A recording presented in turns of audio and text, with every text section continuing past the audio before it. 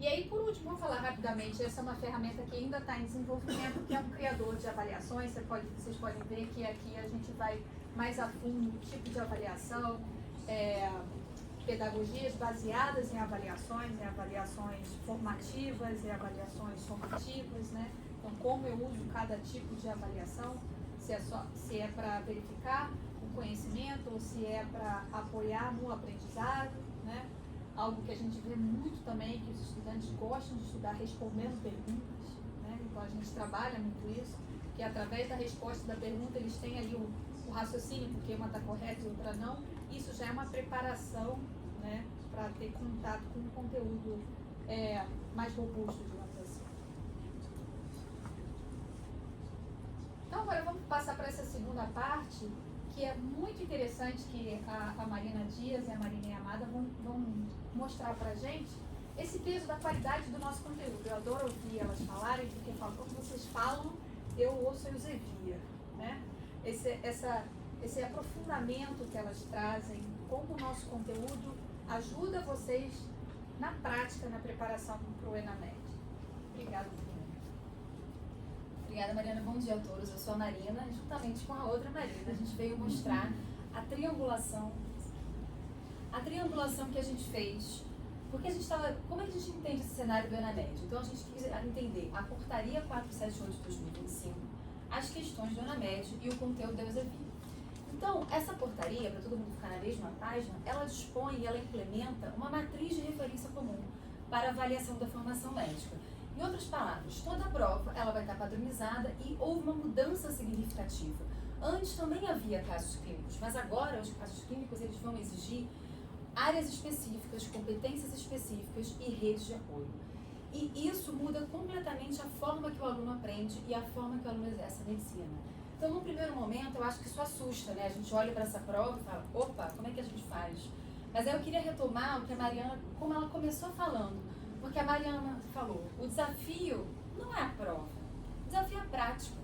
E é nisso que a gente tem que pensar. Então, esse é um convite para a gente olhar para essa educação médica de uma outra forma. Outra fatia da nossa triangulação são as próprias questões do ENAMED. Então, o que a gente fez foi avaliar essas 100 questões. Então, eram 2 cadernos, eles tinham as mesmas 100 questões dispostas de formas de uma ordem diferente. Avaliar essas questões para entender a que áreas eles se relacionavam, que competências eles exigiam, assim como que redes eles abordavam. E a nossa terceira fatia da nossa triangulação é o conteúdo da Eusebia. Quando a gente olha para a portaria do ENAMED, a gente resumiu aqui porque é um texto ali, né? Então, ela é dividida entre áreas de formação médica, competências e redes e pontos de prestação de serviço. O que são isso? Na verdade, as áreas de formação médica seriam algumas, a gente pode chamar de algumas especialidades, mas são 7. Clínica médica, cirurgia geral, GO, pediatria, medicina da família e comunidade, saúde mental e saúde coletiva. Então, as provas vão estar dentro dessas 7 grandes áreas. Essas provas vão exigir do aluno, e existem várias competências dentro de uma mesma questão, 15 competências, não necessariamente as 15 estarão numa questão, mas as 15 são raciocínio diagnóstico, planejamento terapêutico, gestão de urgência e emergência, exames complementares, conduta ética, comunicação eficaz, dentre várias outras.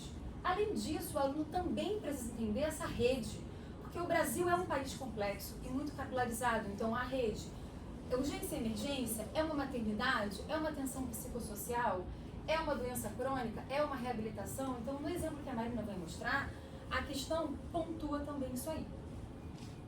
E aí a gente vem para a ENAMED, né? Então, no centro do gráfico, ou melhor, no centro da tela, esse gráfico, esses números representam as questões da prova do ENAMED para cada área. A última, né? Exato, 2025. É o que a gente tem. Então, é um total de 100 questões. Se a gente olhar aqui, a gente teve 24 questões em clínica médica, 12 em cirurgia geral, 17 em GO e também em pediatria, 8 em medicina da família, 7 em saúde mental e 15 em saúde coletiva. Olhando apenas para a matemática, a gente pensa, nossa, a clínica médica teve um peso significativo, né? De fato, foi o maior número de questões. Porém, vamos olhar aqui, ó. Se a gente olha os verdes, que é GO e pediatria, e olha a saúde coletiva, eles 3 totalizam quase 50% da prova do ENAMED. O que isso nos mostra, se a gente faz uma análise mais profunda disso? A prova ela vai ter ali ela é equilibrada, vai ter uma visão abrangente de todas essas 7 áreas. O conhecimento agora não é um conhecimento decoreba, não é um conhecimento apenas teórico. É um conhecimento que o aluno tem que ter uma visão holística da sua prática médica. A gente não estava satisfeita. A gente avaliou isso, avaliou as áreas e falou, não estamos satisfeitos, queremos mais. Então, Marina e eu, a gente foi avaliar cada questão dentro de cada área, para entender quais eram os assuntos que essas questões abordaram. E aí nós vimos que em clínica médica, por exemplo, a gente tem cardiologia, endócrino, gastro, reumato, em cirurgia geral, trauma, abdômen agudo, complicações pós-cirúrgicas, em medicina da família, tomada de decisão, em GO, pré-natal e risco de intercorrência, em pediatria, neonato, em saúde mental, urgência psiquiátrica, em saúde coletiva, violência, intoxicação por agrotóxico. O que isso nos mostra? Isso nos mostra que a exigência para com o aluno agora é de um conhecimento muito abrangente. Então, ele não só tem que ter um conhecimento, ele tem que saber de forma abrangente, ele tem que saber as competências e tem que saber essas redes de apoio. E aí, quando a gente fala em abrangência, né, a gente fez uma análise do catálogo de livros da Elsevier. Então, nós dividimos aqui em 2 grandes grupos. O grupo mais pertinho de mim, a gente pegou todos os livros que estão nessas 7 áreas de formação. Aquelas 7 que eu mencionei, clínica médica, cirurgia geral, etc. E representamos aqui alguns dos livros-chave dessas áreas. E o outro grupo é o grupo das ciências básicas, né? Que a gente tem livros como Guyton, Metter, muitos vocês conhecem com certeza. Então, esse total, e eu estou falando só de livros aqui, tá? Eu não estou falando do osmose, que se a gente juntar todo esse ecossistema da Elsevier, aí a gente tem ainda abarca muito mais coisa. Aqui é livros. Então, a gente tem um total de 315 livros com toda essa abrangência que ele pode ajudar o aluno a entender tudo isso. E aí, para mostrar como esses livros, como essas questões e como essas competências estão todas engrenadas, eu passo a palavra para a Marina. Obrigada. Bom, então, na prática, agora a gente vai trazer uma questão do ENAMED, só para vocês entenderem como está as áreas de formação, as competências e a área de atenção do paciente. Então, a questão não vou ler, mas trata-se de uma paciente hipertensa, que não faz tratamento regular, é uma questão de clínica médica e a paciente foi encaminhada para atenção secundária. Aqui traz a queixa da paciente, o exame físico dela, os resultados do exame diagnóstico, do exame de imagem e os exames laboratoriais e o que está pedindo, né? O especialista vai manter o tratamento que ela já faz com IECA e vai adicionar, vai acrescentar um outro medicamento. Ele está querendo saber qual medicamento deveria ser acrescentado. Então, as competências avaliadas nessa questão são raciocínio diagnóstico, planejamento terapêutico, uso de exames complementares e o conhecimento de diretrizes e políticas de saúde. Mas como que o aluno treina essas competências? Como que ele vai aprender essas competências na prática? A gente trouxe aqui o exemplo do capítulo de hipertensão arterial do livro Cécio, que faz parte dessa biblioteca de 315 livros do Clinical Institute. E aqui o raciocínio diagnóstico, que é uma das competências avaliadas, ela pode ser vista na avaliação de risco e lesão de órgão-alvo. Tem a estruturação da decisão clínica e também tem um fluxograma de avaliação clínica do paciente hipertenso. O planejamento terapêutico, ele pode ser estudado na terapia guiada por comorbidades, uso de antagonistas da aldosterona e indicação em insuficiência cardíaca com fração de ejeção reduzida. O uso de exames complementares, nós temos também nesse capítulo exames diagnósticos, uma figura com fluxo de avaliação e inclui também ecocardiograma e exames laboratoriais. E as diretrizes clínicas, nesse capítulo também traz as guidelines internacionais com todas as metas terapêuticas e a melhor escolha de fármaco, né? Tudo baseado na American Heart Association e recomendações atuais. Então, assim, um exemplo que a gente trouxe do capítulo do Cécio, que no total tem 409 capítulos. Então, com esse capítulo apenas, o estudante conseguiria entender a questão e responder adequadamente a questão. Então, para resumir tudo isso que a gente está falando, né? Os conteúdos do Elsevier, a gente traz uma excelente cobertura por área de formação e competência, tem qualidade, perspectiva internacional e uma abordagem baseada em evidência. E é o que a gente está falando sempre aqui, né? O importante não é o aluno saber responder a questão, é preparar esse aluno para ser um ótimo profissional, prestando uma qualidade médica, né, um atendimento médico adequado, de qualidade e baseado em princípios. Muito obrigada, Marina. Acho que só para terminar então rapidinho, porque a gente acho que já até passou do nosso tempo, né, Fernanda? Para a gente lembrar tudo que a gente viu aqui hoje, né? Então a gente começou falando da importância da gente focar na formação, retenção de conteúdo, desenvolvimento de raciocínio clínico e prática, né? E a gente falou para vocês como para a gente é importante desenvolver essa relação de confiança com vocês. A gente viu como a gente trabalha a integridade e a consistência das nossas soluções, como a gente está pensando inteligência artificial. As Marinas acabaram de mostrar como a gente faz uma curadoria muito aprofundada e como o nosso conteúdo pode apoiar nessa formação do aluno e na preparação do ENAMED. E, por fim, a gente quer continuar desenvolvendo essa parceria com vocês, parcerias de longo prazo, né? Parcerias continuadas através do serviço da nossa equipe toda aqui do Brasil. Tá bom, gente? Muito obrigada.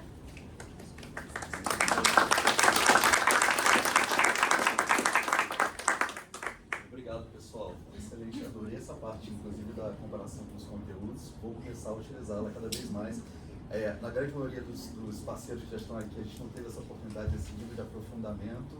Maravilhoso. Obrigado pelo apoio e vou precisar da ajuda de vocês, viu? Com certeza. Pessoal, dando continuidade, eu queria convidar aqui, acabou que a gente falou um pouquinho mais, o professor Marcelo Jampolsky, do Centro Universitário São Camilo. Ele vai falar um pouquinho para a gente sobre o contexto da excelência médica na educação da ENAMED, mas do ponto de vista deles em relação aos desafios que estão sendo enfrentados. É algo comum a todos nós, então, por gentileza, professor, muito obrigado mais uma vez por estar aqui com a gente. Um prazer. Obrigado, uma alegria estar de novo aqui, né, podendo com esse grupo, né, discutir, trocar aí as informações que nós temos, experiências, né, porque acho que, bem como você comentou, as dores, né, são as mesmas. A gente pode ter intensidades de dor diferente, radiação diferente, mas a dor é comum, né? E a gente conversou um pouco lá fora, né, informalmente, e ouvindo aqui, não pude deixar de lembrar, né, meu início lá, né, acadêmico, a gente com as transparências, né, aquelas aulas de transparência, depois os slides, né, toda essa evolução, né, e a gente comentando um pouco disso, né, é claro que a gente entende, né, estuda e conhece a geração atual, né, dos nossos alunos, né. Eu sou médico de adolescente, então também, né, estou bastante alinhado aí, né, às novas gerações, né, e a gente entende os desafios delas, né, entendemos a nossa geração também. E eu comento, né, eu acredito que a verdade está na próxima geração. Eu acho que a gente estava num polo e a geração atual para um outro polo, que é natural do ser humano, né, mediante, né, uma posição que você não concorda, você ir para um oposto. E o que a gente espera? É que numa próxima, né, geração alfa, beta, que a gente consiga, né, achar um equilíbrio entre isso. Porque a verdade não está na minha geração e não está nessa, né? Então a gente precisa criar o quê? Esse equilíbrio. E quando a gente fala em equilíbrio, eu penso muito nessa forma de aprendizagem, né? Então, voltando à nossa transparência, mas a gente fazia o quê, né? Nós todos aprendemos, acho que dessa forma, né? Então a gente pegava o conteúdo da aula do professor, o caderno do colega, né? O material de livro, né? E fazíamos um resumo, né? Um resumão. A gente produzia um conteúdo de acordo com a forma melhor que cada um aqui julgava, né? A gente já fazia mapa mental, mas não tinha esse nome, né? Então a gente trabalhava. Esse é um processo de uma aprendizagem significativa. E isso gera o quê? Uma memória a longo prazo. E a gente vê hoje o quê? Hoje a gente tem tudo muito rápido, como a gente comentou, pronto, mas onde é que está a produção desse conteúdo, né? Isso não tem, você já parte de um outro patamar. E como vocês colocaram, às vezes parte de um outro patamar já errado, né? Que aí é mais preocupante ainda, né? Então, eu acho que essas ideias são importantes, e aí eu acho que a gente sempre caminhou numa estrada de pedras, né? Quem está na docência sempre andou em uma estrada de de pedra, né? Nunca teve aí um asfalto bonitinho para a gente andar tranquilamente, né? Mas a gente olhava lá no chão, todas as pedrinhas, e agora a gente olhou para o céu e viu a tempestade chegando, né? Então viu essa tempestade, o nome de Enamed, se aproximando, né? E não sei se a gente imaginava que teria essa repercussão que teve na mídia, né? Então a gente lembra que, né, acho que as notícias iam se alternando, né? Entre, né, futebol, corrupção, Enamed, futebol, corrupção, Enamed, e a gente tinha aí uma sempre voltava Enamed, né? De diversas visões e formas, né? E aí a gente viu a tempestade, né, nas instituições. Então cada um aí assustado e tentando ver onde se encaixa nisso, né? E aí algumas respostas rápidas, né? Então vamos, né, trabalhar com os alunos a prova, vamos liberar os alunos, né, das atividades normais, vamos liberar o aluno do internato, aluno só vai fazer cursinho, só vai aprender não sei o que lá, né? Respostas o quê? Rápidas. Que às vezes até pode produzir resultado, é memória a curto prazo, mas não vai se sustentar, né? Isso é fake, é um aprendizado falso, né? E uma hora isso rompe, né? Então a gente está se enganando, né? Então é preciso entender, né, claro, que em educação, e a gente tem uma urgência, claro, a gente tem as cobranças, todo mundo aqui, né, trabalha envolvido, né, com política, né, com economia, com gestão, né, e a cobrança ali existe, mas em educação há um caminhar. A gente não pode pular etapas, a gente não pode apressar o processo, senão a gente erra, né? Então, eu acho que isso é importante a gente trazer à tona, e aí veio, né, essa, né, a mídia, né, trazendo aí, né, esse peso, né, de cursos de medicina, né, com nota baixa. Há que se pensar, né, claro que não se é a melhor forma de avaliação, não é. É claro que a gente está falando de uma avaliação médica, é extremamente complexo, né, avaliar um médico. Avaliar um médico é quase como avaliar um ser humano. Você tem que avaliar cognitivo, atitudinal e psicomotor. É o Espírito Santo que você tem que avaliar, porque, né, é uma formação completa, né? E às vezes eu fico vendo, né, hoje, o que se a gente exige do nosso aluno, eu falo, gente, tem que ser um Deus para ter domínio de tudo isso, né? A pessoa precisa ser algo que nós nunca fomos. Então a gente tem que refletir dentro desse, né, dentro desse processo, né? E aí, a gente, como, né, vocês bem colocaram, a gente tem aí os opostos. Então a gente tem um Enamed aqui nessa tempestade, a outra tempestade aí, né, as diretrizes curriculares, né, e essa é uma boa tempestade também chegando, né, com essas mudanças, né, e são mudanças assim muito estruturais, muito importantes, de eixo, né, não são mudanças, não é uma complementação, é uma estruturação, né, que se pede. Então a gente tem que pensar sobre isso, né? E a verdade, a gente quer morar aqui, né? A gente quer estar aqui, né? A gente quer poder avaliar nosso aluno, o desempenho do nosso aluno, comparar as escolas médicas, aplicar essas diretrizes curriculares, contribuir para a qualidade de formação médica do país. Acho que esse é o objetivo de todos nós, né? Professores e gestores, é aqui que a gente quer, né, morar. Mas para chegar aqui é difícil, é uma montanha que está lá, não tem nem estrada, o caminho ele é estranho, ele é difícil e nós não temos todas as respostas ainda, né? A gente imagina seguir um caminho, né? Aqui. E aí, eu vou trazer um pouquinho, gente, do que a gente está, né, trabalhando na nossa universidade, né, no Centro Universitário de São Camilo, e falar um pouquinho onde a gente estava, né, onde a gente se encontra hoje e para onde a gente pretende estar, né. Então, uma das coisas que a gente entendeu, e aí eu fiz na PED, mas é o NDE, cada, né, local tem um nome aí específico, né, mas enfim, esse grupo, né, a gente entendeu, né, que a gente precisava fazer um alinhamento entre gestão do curso, né, o PPC, esse grupo de professores, né, docentes e preceptores. Então a gente precisava criar uma lógica, né, uma atuação técnica real, e de governança, né, identificando, né, professores específicos em momentos do curso, né, e, claro, professores que têm um protagonismo, que têm, né, um movimento dentro, né, da educação médica, e trazer, né, para fazer o quê? Trabalhar com planejamento, né, trabalhar com execução e avaliação, de uma forma que esse grupo tenha liberdade, né, de trabalhar com a gestão. A liberdade de concordar, discordar, apoiar, trabalhar em conjunto. Então esse é um ponto fundamental que nós entendemos.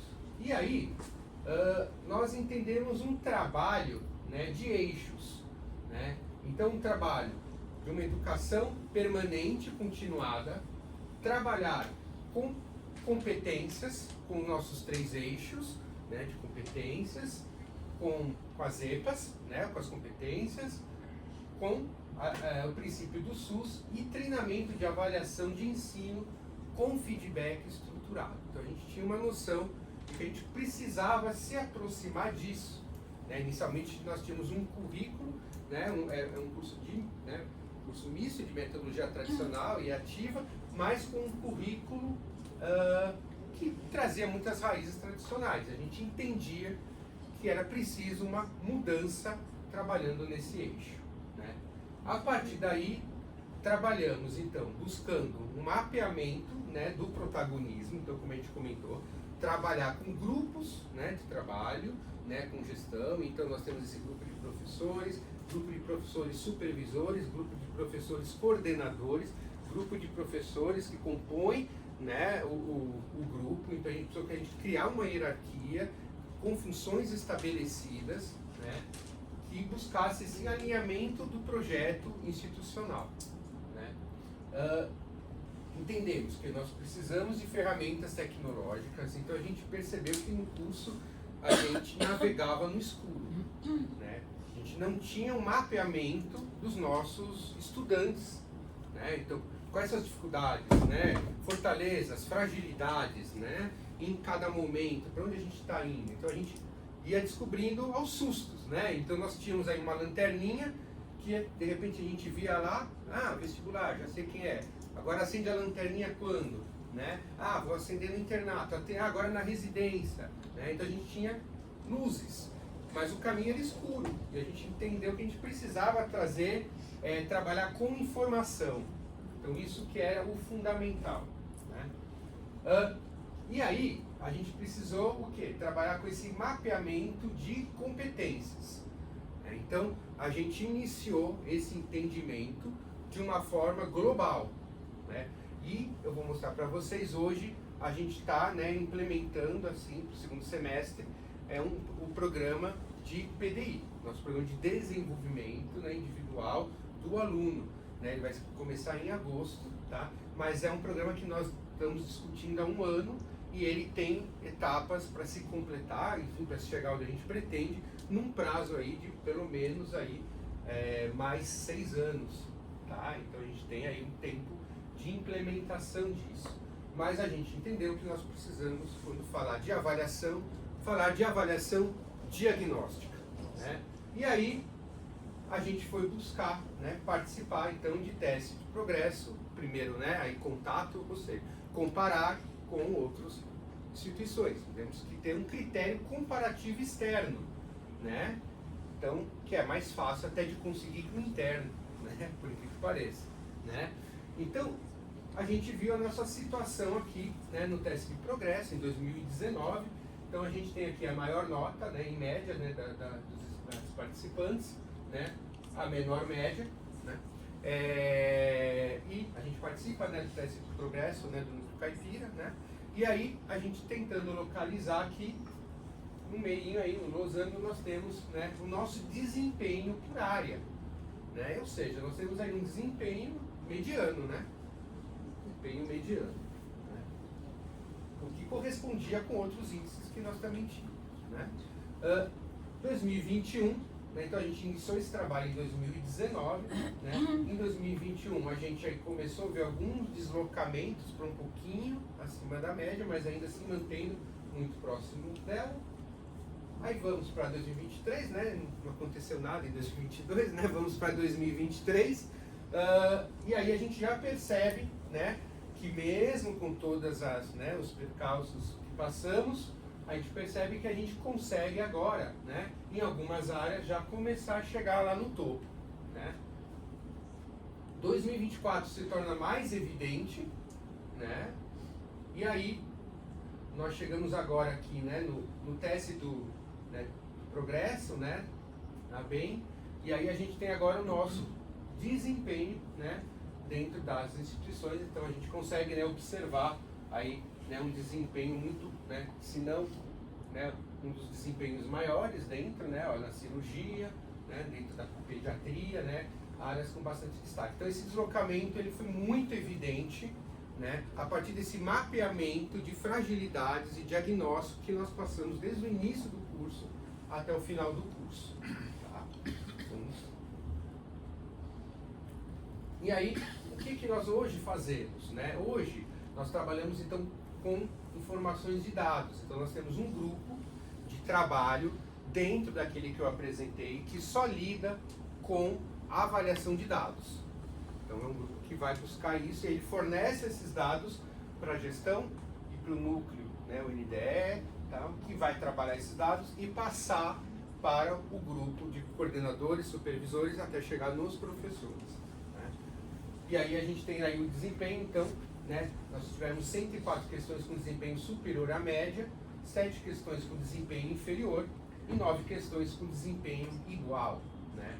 E aí a gente tem isso, né, em termos comparativos, em termos de gráfico, né, só para ficar mais visual, né. Nós temos um desempenho também por área, então mostrando aí, né, em termos de questões, quantas questões a gente está aí acima e quantas a gente está aqui abaixo. Então a gente tem hoje esse comparativo, que é um pouco da linha que vocês trouxeram, e aí nós fazemos, né, uma análise, né, dentro desse trabalho, né, e a gente conseguiu, né, aí, né, ter o resultado recente da nota do ENAMED, que não estamos felizes, né? Nota 4 não nos deixa felizes, né? A gente quer mais, né? O 4 ele é um ponto, e aí é importante a gente notar, né, e aí, o que é o 4, né? Porque o 4 é uma coisa muito global, né? Mas é importante o quê? Eu posso ter um 4 próximo do 3, um 4 intermediário, um 4 que é 5. Então, né, eu vi muitos locais, né, nós somos nota 4, nota tal, mas assim, é preciso ver esse movimento. É uma nota 4 que por um teste não foi 3. Né? Nós somos nota 4 e por 2 testes não foi 5.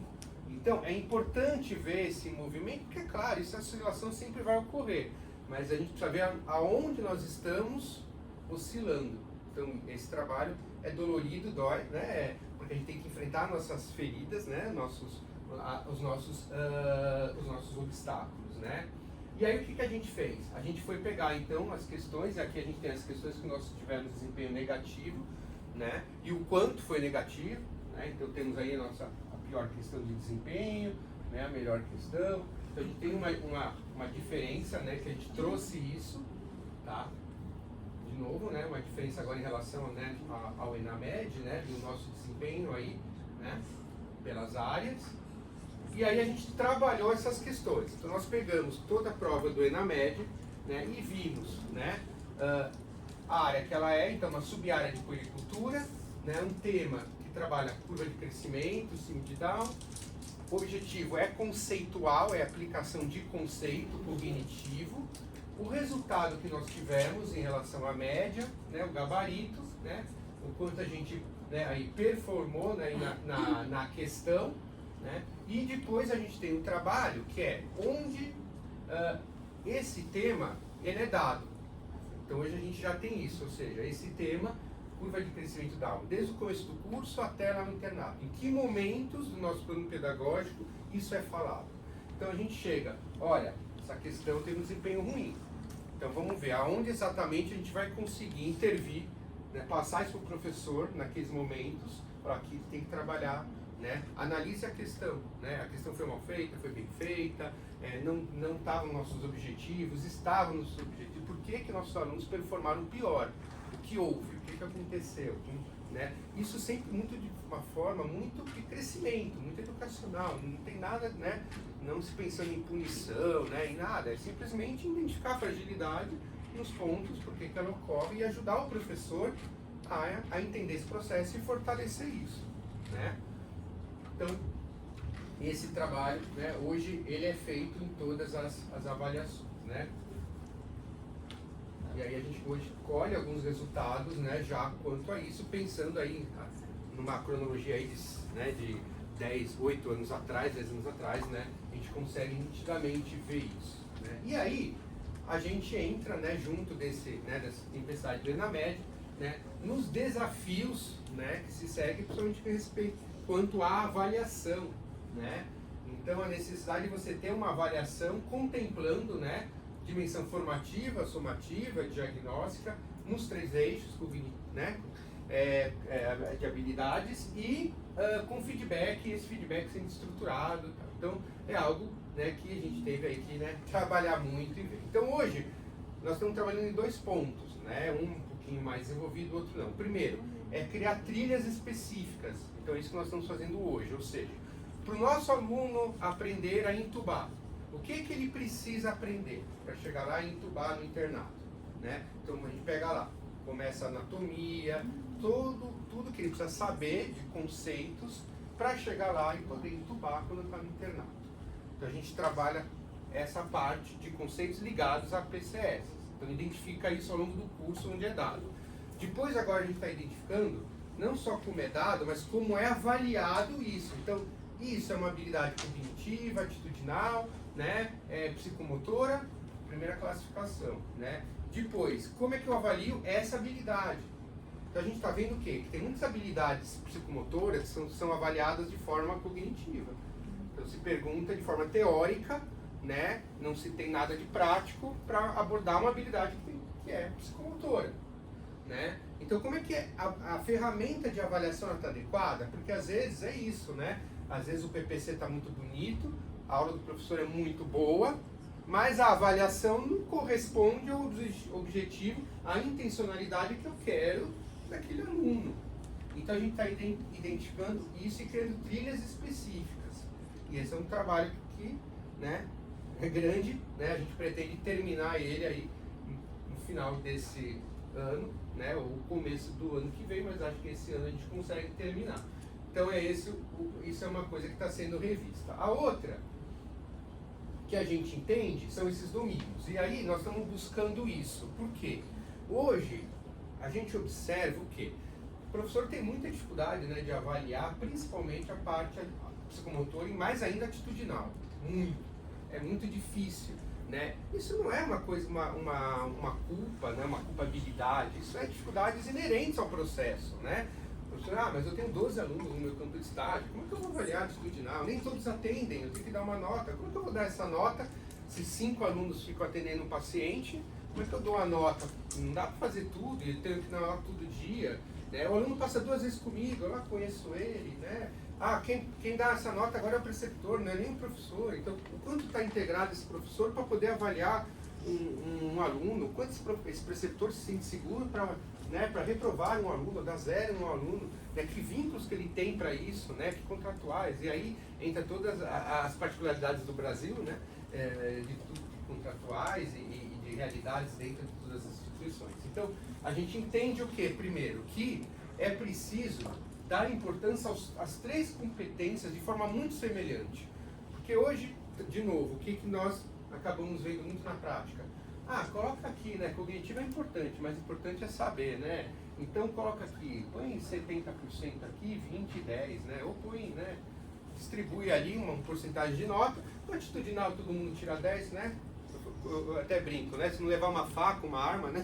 Não bater no professor é 10, né? Não xingar é 10, né? Então tá lá o conceito, né? O aluno, né? Então é 10, né? Não matou ninguém é 10. Então, o aluno já sai ali com nota 3, né? Já sai com nota 3, né? Então, tá lá, né? Tira um 4 na cognitivo, passou. Então, a gente precisa o quê? Primeiro, criar ferramentas de avaliação, né? Que a gente consiga realmente ter uma ideia de disso, como é que está a atitude psicomotor e cognitivo do nosso aluno, tá? E dar importância à mesma coisa, porque aquilo que a gente falou, né? Até o CREMESP teve uma, até meio forte, né? Uma propaganda, né? Um videozinho lá no avião, né? Não sei se vocês viram, né? Que é aquela história, né? Do piloto de avião, né? Que tira 10 na decolagem, né? 10 no voo, mas pousar ele é 0, né? Mas na média ele passou. Ele passa até com nota muito boa, né? Mas todo mundo morre. Você voaria com ele, né?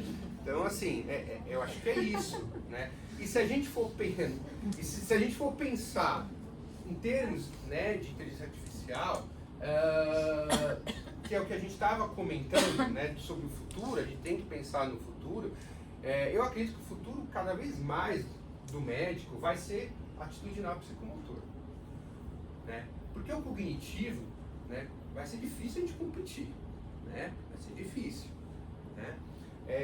E a gente tem que pensar, né? Até que ponto a gente vai precisar saber todas as indicações antibióticas, as doses, até que ponto isso não vai estar pronto pra gente, né? E aí o que sobra pra mim como profissional, né? Então a gente tem que pensar nisso, porque vai mudar, não tem jeito, vai mudar. A medicina, às vezes eu escuto alguns profissionais, a medicina vai ser sempre medicina, pode mudar, mas nunca vai deixar de ser, né, o médico nunca vai deixar de ser substituído, nunca vai deixar de ter importância. Não, ele nunca vai deixar de ser substituído, mas o papel dele vai mudar e vai mudar de forma radical. Quem não entender, não acompanhar, vai ficar excluído no mercado de trabalho, né? E nossa, mas que radical essa ideia? Não é, se for pensar, né? Hoje, nós aqui, a nossa medicina de 20 anos atrás, eu me formei há 26 anos atrás, então 26 anos atrás, como é que era? Como é hoje? Não tem nada a ver hoje.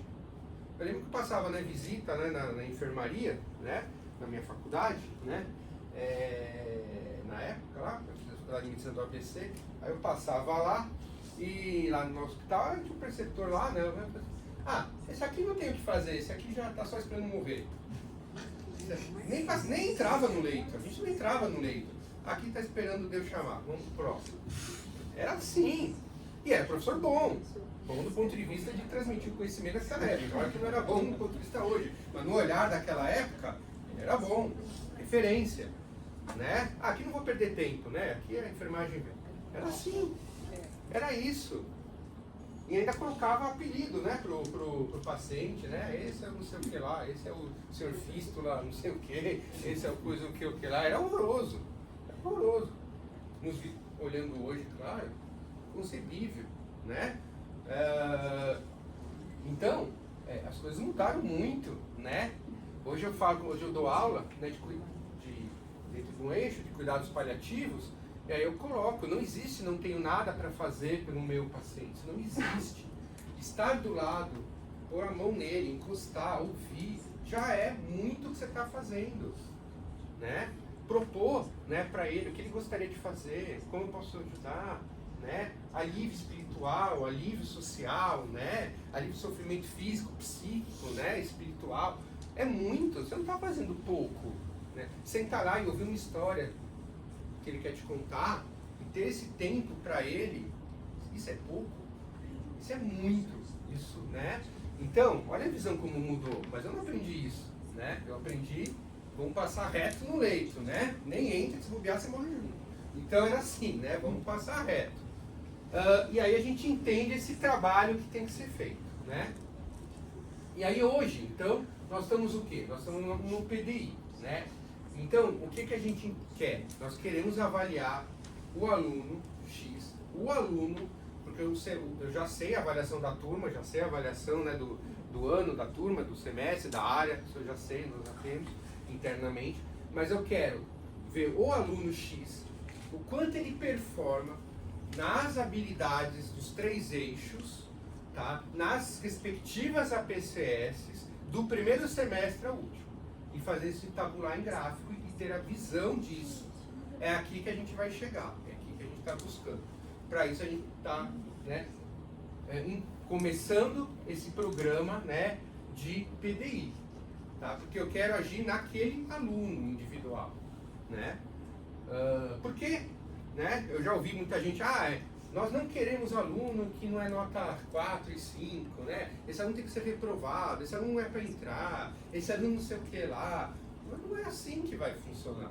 Não é dessa forma, né? Não é assim, não é desse jeito. Isso é punitivo, isso é, né? Você está, né, selecionando. Ah, tem gente que não nasceu para fazer medicina, né? Pode ser verdade, mas assim, ele está lá, eu tenho que trabalhar isso de alguma forma. Não, né, ter a visão de turma, eu tenho que ter a visão desse indivíduo. E eu tenho que ter a visão dele no início do curso, né? Porque ele vai ter aí o ENAMED no final do curso, porque ele vai ter o ENAMED no meio do curso, e outras coisas. Então eu preciso ter esse acompanhamento. E aí, aí a gente traz algumas experiências, né, que a gente colocou, né, da utilização de osmoses, né? Então a gente colocou isso para um grupo de alunos, né? A gente ainda não está trabalhando de forma, né, global para todos, a gente ainda está falando com esses grupos seletos, né? A gente vai caminhar para trabalhar, né, provavelmente com esses grupos, né, de forma geral, e a gente tem dentro do nosso PPC um eixo de raciocínio clínico, né, que vai do início do semestre, os 4 primeiros, né, semestres eles trabalham, né, PBL, depois é CBL, e aí eles caminham por isso até o 8º semestre. É para raciocínio clínico, é para aplicação. São eixos que a gente não dá conteúdo novo. Eu não quero perder meu tempo, perder entre aspas, né, ensinando coisa nova. Eu quero pegar o que ele aprendeu e aplicar. Então esse é o nosso objetivo. Eu não quero ensinar para ele que ele tem que, né, perguntar se o paciente tem febre de dia, tarde ou à noite. Isso ele aprendeu, ele aprende lá. Eu quero que ele saiba qual é a diferença dessa pergunta. Por que você está fazendo essa pergunta? O que você vai fazer com essa informação? Tá, ele teve febre, ele só tem febre à tarde e à noite, e daí? O que muda? Né? Né? Não é informação pela informação, é informação para aplicação. Né? E aí os alunos colocam, né, que utilizando a plataforma eles conseguiram organizar melhor os estudos, conseguiram rever pontos de maior dificuldade, usaram, né, calendário para estruturar as suas tarefas, utilizaram como revisão de conteúdo para a prova, né? Então a gente notou que quem usou, porque teve gente, né, claro que acabou não usando, mas os alunos que utilizaram, né, é nítido, né, o quanto eles, né, trazem de positivo e performaram. Mas nós vamos ter que ampliar e trazer isso para dentro do nosso programa, que é o que a gente está fazendo. Então, como vai funcionar o PDI, né, como ele vai iniciar o funcionamento? Através da mentoria. Então, a gente está caminhando para a criação do quê? De um e-portfólio. O aluno ele vai ter um portfólio, né? Esse portfólio, ele vai ser, né, o mentor ele vai ter acesso a esse portfólio, a mentoria, né, que vai, né, ser obrigatória, né, institucionalizada, claro, e aí até com as DCNs, né? O mentor, que aí ele vai ficar com um grupo menor de alunos, né, 8 alunos, 10 alunos, ele vai ter encontros no grupo e encontros individual. E aí ele vai ter esse relatório desse e-portfólio, né, mostrando exatamente como esse aluno performa em todos os, né, os eixos, em todos os momentos de curso e como ele está chegando. E esse mentor vai ter o papel de trabalhar isso, né, junto com gestão e o professor.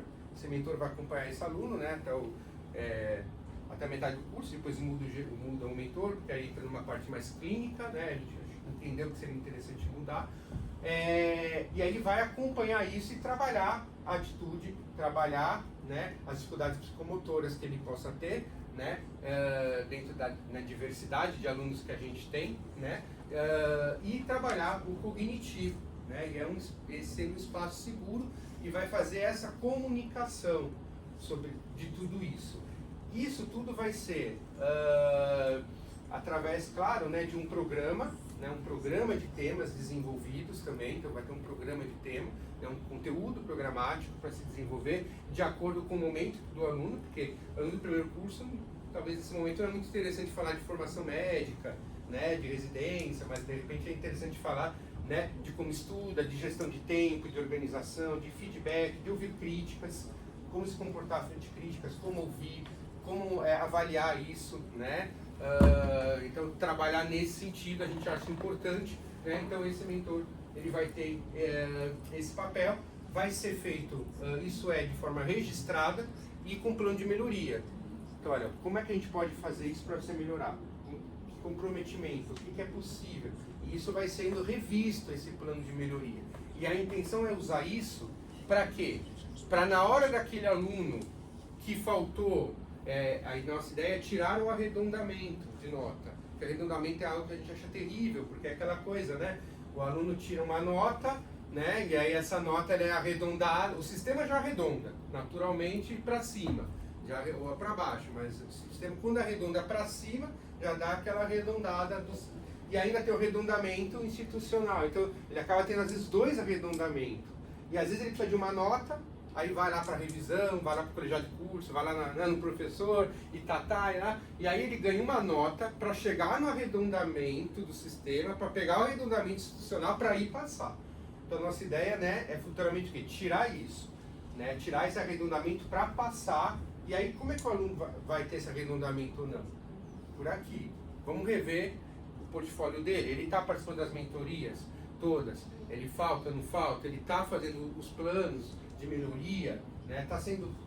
Né? Então a gente vai avaliar isso para ver se realmente esse aluno vai ter esse arredondamento ou não, né? Então a gente trabalha com isso. E para isso a gente entendeu, estou terminando já, que a gente vai precisar integrar tecnologias, né? Que aí, né, nosso querido aqui deles, né, está presente, né? Quebrando a cabeça, né?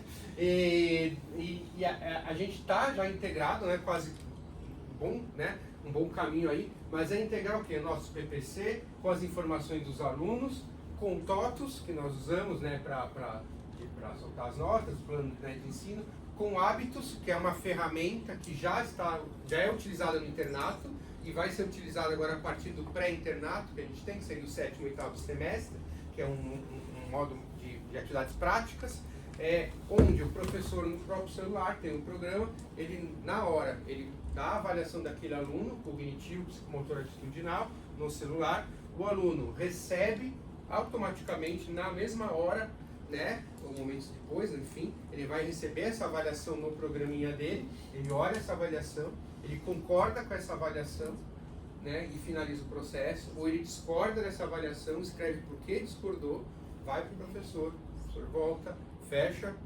esse programa, isso está registrado, tá? Então a gente tem a migração, né, de todo o sistema avaliativo para o Hábitos, de todo o PPC e a PCS para o Hábitos.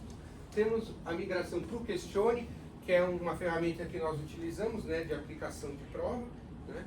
Então principalmente para a prova teste, agora vamos começar a usar para as dissertativas também, que é o sistema integrado, que nos dá já a psicometria pronta para a gente não perder tempo, né? Porque no começo a gente fazia tudo no papel, demorava muito, né? E agora estamos nesse processo da integração, né, do Osmoses, né, com o nosso PPC, né, para que a gente consiga aí alinhar isso dentro do nosso programa e soltar para os nossos alunos, né?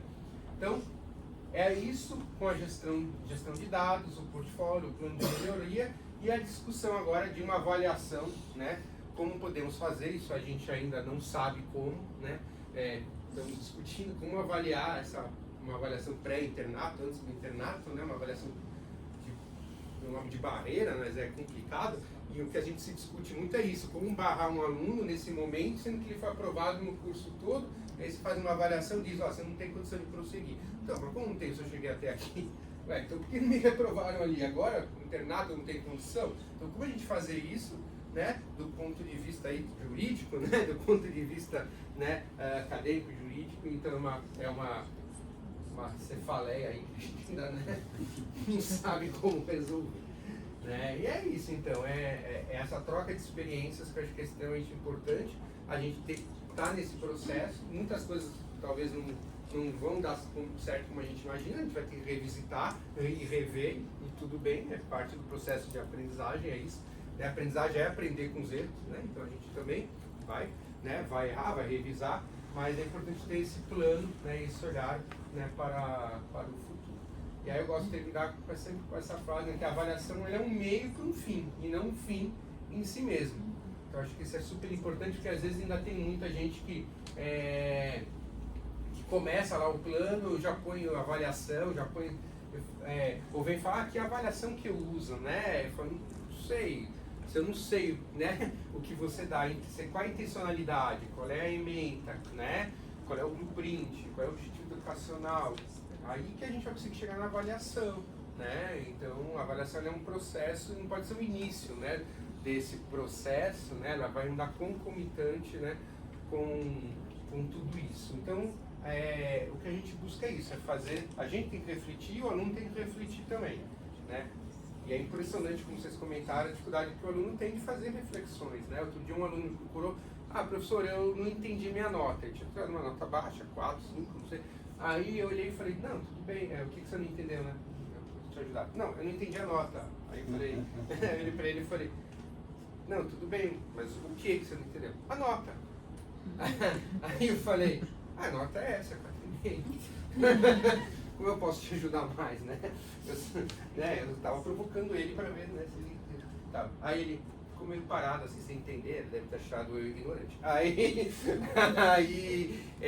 eu falei pra ele, você leu a devolutiva da prova? Você leu a resolução da prova pra gente poder discutir? Não li. Falei, então, como é que eu quero te ajudar, mas eu não entendo como. Eu falei, olha, lê a tua prova, lê as respostas da prova, né, estude, vê a referência, né, e aí você vem conversar comigo, porque eu não consigo te ajudar, eu quero te ajudar, mas existe um processo para te ajudar, senão não é ajuda, é dar nota. Então, o que você quer? Você quer entender o processo ou você quer a nota? Se você quer a nota, eu não vou discutir. Se você quer entender o processo, nós vamos ajudá-lo. Então, ele tem que fazer eles, né, refletir. E eu terminar com uma frase que a gente até conversou ali, né, que eu vi recentemente, que eu achei interessante. Nós precisamos ter empatia, né? Vivimos uma época sem empatia e ainda não temos empatia suficiente, né, pós-pandemia, né, a empatia não atingiu o nível que tinha que se atingir, então precisamos ter empatia, mas é empatia com limites, não é empatia solta, generalizada, porque aí vira liberdade desorganizada, né? A gente precisa ter empatia, mas com limites. Então essa é o equilíbrio que se busca também entre nós, porque às vezes a ânsia, né, nós no desespero de tentar acompanhar a nova geração e os novos tempos, às vezes tem muitos professores que entendem que a empatia é a liberdade, né, o aluno decidir, o aluno poder, né, ser permissivo a tudo, e não pode, né? Então é como a adolescência, né? O adolescente tem que ser educado com limites, mas são limites dialogados, mas com limites. É isso, né? Não sei se me estendi, né? Agradecer novamente, professor Marcelo, é um prazer ter o senhor aqui e é muito legal a gente poder estar aqui exposto e que você possa compartilhar com a gente de uma maneira tão clara e até detalhando que é uma estratégia de vocês, uma estratégia de longo prazo, esse é um primeiro ponto importante, focado numa sustentabilidade, não só como chegamos até aqui, como a gente está olhando para aqui para frente, como você pegou dos próximos, no mínimo, 6 anos, e fazendo correlações em cada etapa dessa evolução, né? Como vocês se planejaram, como vocês agora estão customizando, integrando o teu ecossistema para que ele esteja à disposição. Isso se faz com o sucesso da instituição, a área acadêmica, com a área de infraestrutura, TI, a área de inovação. Quanto mais a instituição consegue se falar, por mais complexo que seja, não viver em silos, exatamente para a gente poder entregar isso para os alunos. É fantástico e a gente só vê luz nesse fim do túnel que já está bastante iluminado. Parabéns de novo, muito obrigado. Posso pegar só o seu... E aí a gente já passa para os próximos. Obrigado. Acho que é bem junto. Você me ajuda? Seguindo aqui, pessoal, a gente está um pouquinho só atrasado, mas a gente vai economizar aqui mais umas etapas que a gente pode resumir. Antes do café, de um breakzinho que a gente vai ter, a gente tem uma palestra que também, assim como as demais, é muito importante e a gente está muito feliz. É uma visão, por gentileza, se você quiser. Já vou então chamar o Paulo para facilitar. Por favor, doutora Denise Brioli, diretora acadêmica de medicina da Cogna, junto com ela também Fernando Sirico, diretor da Croton-Med. Eles vão conversar com a gente um pouco sobre essa visão que eles têm como uma instituição com as dificuldades, inclusive de estarem presentes no ambiente como um todo aqui no Brasil, uma visão da liderança e excelência acadêmica no modelo de escala. Queria, para quem eu passo primeiro os slides, pode ser. Primeiro agradecer a vocês por estarem aqui, por compartilhar com vocês a visão de vocês dentro da instituição. Obrigado, viu? Muito obrigado. Obrigada inicialmente pelo convite, né? É um prazer estar aqui essa manhã, tentando aí dividir um pouco daquilo que, como todos já falaram anteriormente, é uma dor para todos nós, né? Mas mais do que isso, pensando naquilo que também foi frisado várias vezes, que é, na verdade, a excelência acadêmica para a criação de egressos de cada um de nós aqui, com uma formação sólida, consistente e primorosa em termos daquilo que eles vão nos oferecer enquanto médicos e nós enquanto pacientes, né? Isso é importantíssimo. Então, meu nome é Denise Prioli, já fui apresentada aqui para vocês e junto comigo o professor Fernando, porque afinal de contas a gente vai falar de estratégia de gestão.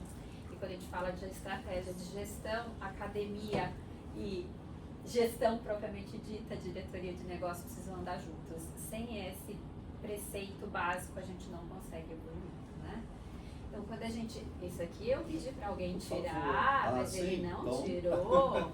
Isso aqui era um protocolo deles e eu ainda brinquei. Não vamos nos apresentar, isso é para vocês. Mas rapidamente, então, professor Fernando. Bom dia. Bom dia.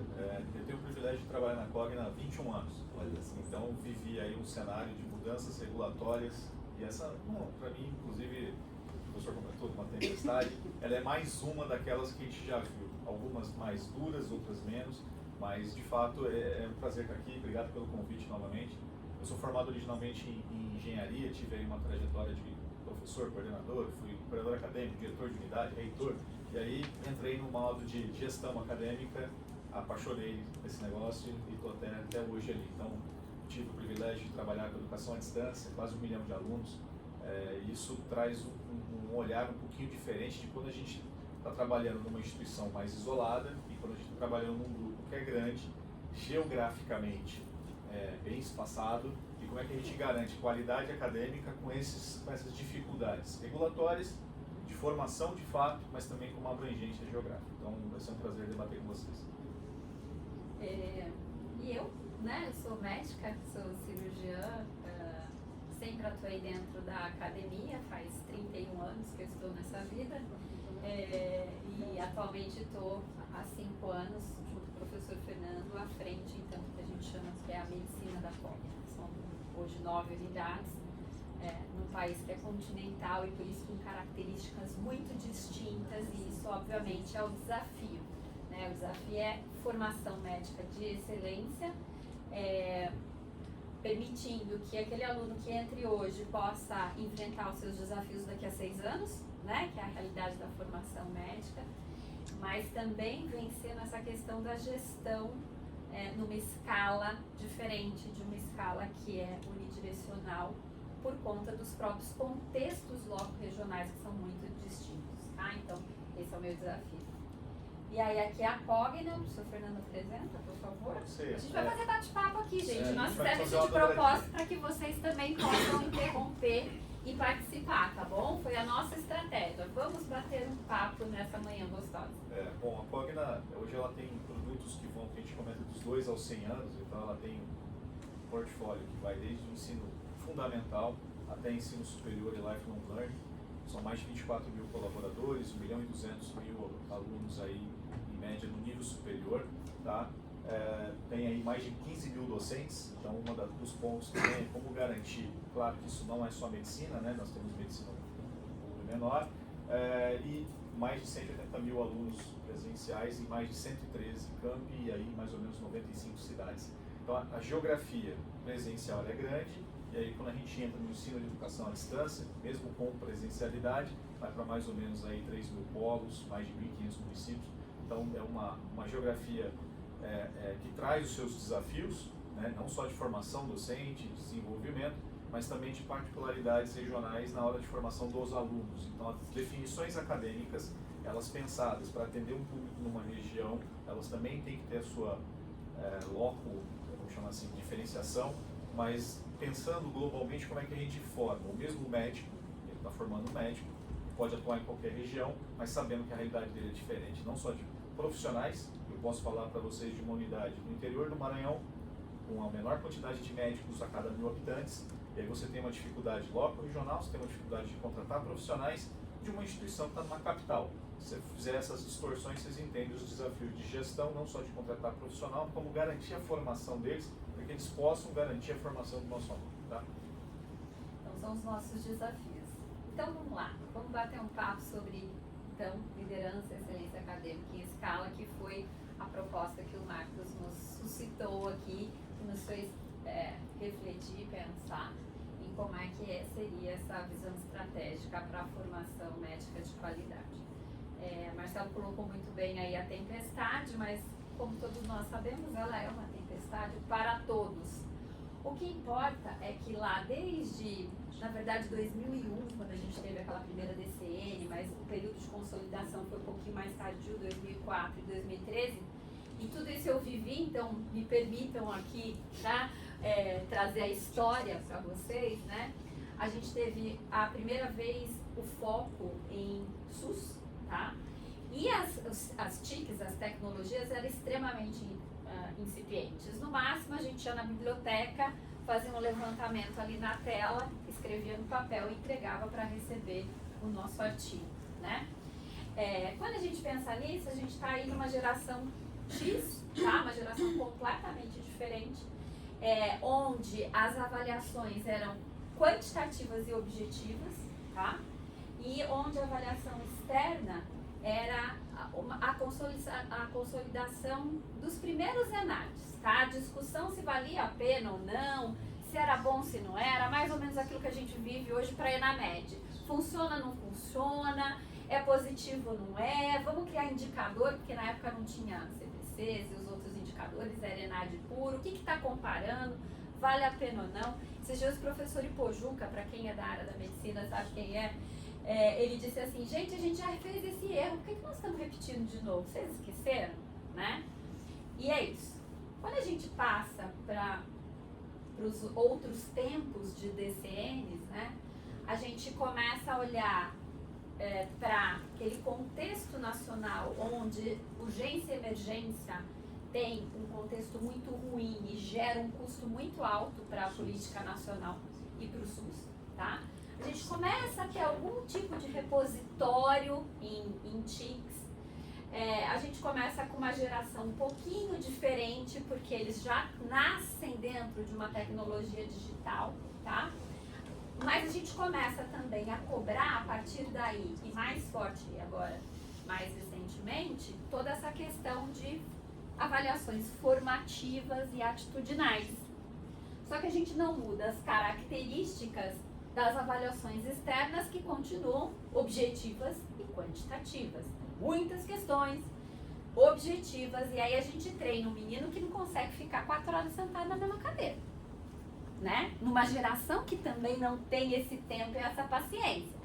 Mas, de alguma forma, a gente continua pedindo para eles fazerem avaliações de 5 horas, com 100 questões objetivas. E isso vai mudando, acho que deu um pouquinho aqui de desconfiguração, mas não tem problema, né? Até que a gente chega aqui nessa era nova, que eu estou chamando aqui de uma nova era, que é a partir de agora, onde a gente tem que desenvolver inteligência e competência, né? O professor Marcelo trouxe isso bem pra gente. E aí, gente, com incorporações muito claras em DCNs de Big Data ou de inteligência artificial. Então, mesmo que eu não quisesse, ou que eu não precisasse, ou mesmo sem saber por quê, eu tenho que pôr. Já é a resposta para aquele desenho. Eu tenho que colocar, tá? E aí, de novo, eu penso em avaliações formativas de peso muito grande, só que eu vou ser cobrado de novo da mesma forma que eu era cobrado antes de 2004. Um desafio, né, professora? Que, em termos regulatórios, não dá para adivinhar, não tem uma bola de cristal. O ENAMED começou, uma primeira edição, é muito incipiente a gente entender para onde esse caminho vai. Esse caminho vai ser curricularizado, esse caminho vai virar a proficiência, senão o aluno não cola grau, isso vai entrar no histórico escolar ou não, o Profmed vem, arrebenta com isso aqui, aí o CFM vai fazer uma prova, vai ter as mesmas características. No final do dia, todo mundo que trabalha com educação, assim, vamos formar um excepcional médico. Se for prova do CFM ou não, se é do MEC, se é de onde for, ele tem que estar apto a reencarar qualquer realidade e lograr êxito mediante aquilo que a instituição preparou. Então, o planejamento de longo prazo, ele leva em consideração, óbvio, características atuais de legislação, mas você tem que estar imune a qualquer outro processo. O que chama atenção é a forma como as coisas aconteceram vem acontecendo com os impactos imediatos, seja em mídia ou qualquer outra coisa. Isso chama atenção, isso não é comum. Então, para quem trabalha com educação há mais tempo, entende que o processo avaliativo, principalmente do aluno, é um dos aspectos de avaliação do conjunto como um todo. Mas levar isso a ferro e fogo, e esse é um grande anseio e medo que nós temos, as instituições de ensino, olhando para o ponto de vista possível de punição imediata, transformarem a formação médica numa formação especificamente apenas para passar numa prova. E aí a prova objetiva deturpa toda a formação médica. Então, o pensamento que nós temos como companhia não é simplesmente a prova. A prova ela é uma consequência, ela não é o meio lá. Então, o professor foi muito feliz na fala. Porque, garantindo a formação adequada, o aluno vai lograr isso. Então, esse é o ponto, tá? Que a gente vai mostrar um pouquinho o que a gente entendeu, e é por isso que a gente está namorando, né? Depois eu vou comentar, namoro e casamento, existem caminhos aqui, a gente está quase casando. E aí, gente, é isso, né? É a ponte entre o treinamento específico para a gente conseguir aqui os pilares de sustentação de uma formação realmente adequada dentro do que a contemporaneidade, momento hoje, que não é daqui 6 anos, que é quando esse aluno vai estar exercendo, precisa. Então, baseado em humanização e SUS, baseado em competências tecnológicas, em avaliação programática de tudo aquilo que realmente é core para o médico generalista quando ele sai da graduação ter, e sem esquecer de saúde mental de aluno e de docência. Tá? Então a gente não pode deixar esses pilares escorregarem, e isso também tem muito a ver com aquilo que tem a nossa proposta, né? Então, como é que a gente faz essa ponte? Como é que esse aluno vem da esquerda para a direita com a liberdade, a segurança necessária para entender que ele é um bom profissional, mas que ele também tem a competência para fazer qualquer que seja a prova, como o professor Fernando colocou, né? O desafio aqui, gente, é o aumento do nível das exigências, né? Mas quando a gente fala do impacto regulatório, esse é um impacto para todos. É, na média, um impacto para todo mundo. E quando a gente olha mais profundamente o ENAMED, né, e as meninas trouxeram um estudo muito acadêmico, mas quando a gente olha para a estatística, alguém, um de nós aqui, vai cair da malha fina. Por quê? Porque estatisticamente, essa é uma oportunidade que a gente vivenciou para quem é de pós-graduação aqui com o CAPES. O que vai acontecer é que o sarrafo vai subir de acordo com a preparação emergencial, vai começar a subir. E aí, nessa subida, alguém vai ficar fora, porque sempre vai ter um desvio. E hoje o que é para mim pode ser amanhã para você, o que é você hoje pode ser eu amanhã, porque as características da prova, tá, vão ser sempre essas, a depender aí dos desejos políticos em relação às pretensões e intenções, e aí que a gente não vai entrar nesse âmbito, né, daquilo que a política vai desejar para esse futuro.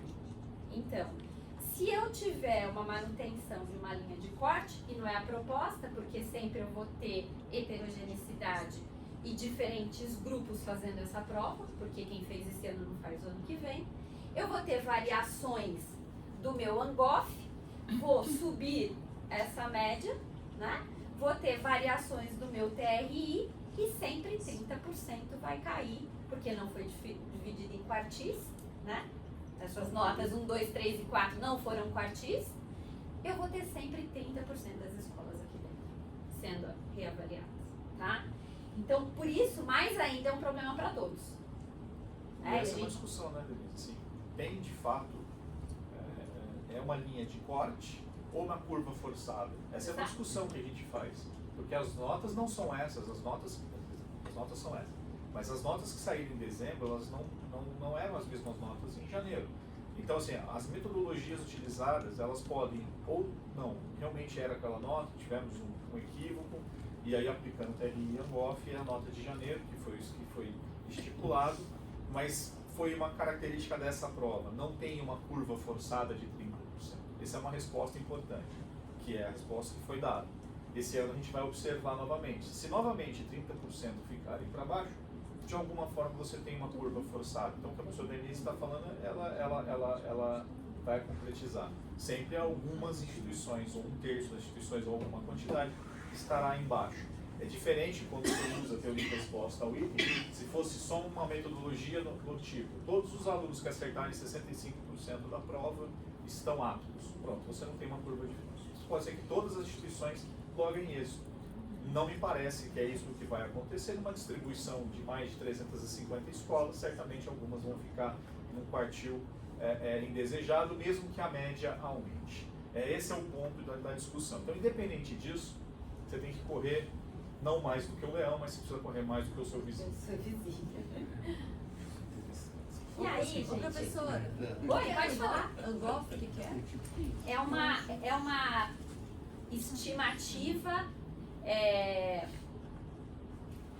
uma técnica estatística complicada. Você pega um teta, tá? Você pega assim, dois extremos, e a partir desses dois extremos você determina não mais a média, tá?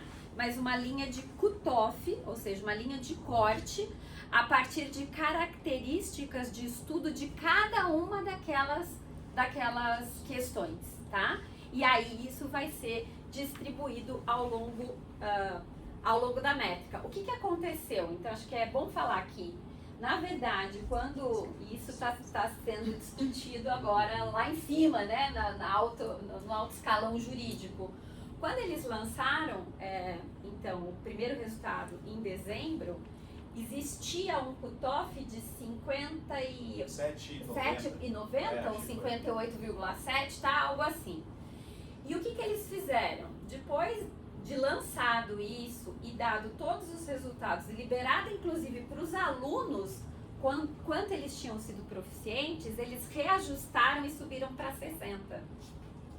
Tá? Usando TRI. Usando TRI.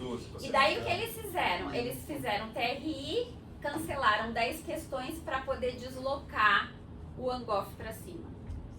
Tá? E aí virou 60. E por que razão eles fizeram isso? O juiz também quer saber. A discussão de ontem em Brasília, uma das associações que entraram justificando o MEC, porque as regras do jogo, elas saíram após a aplicação da prova.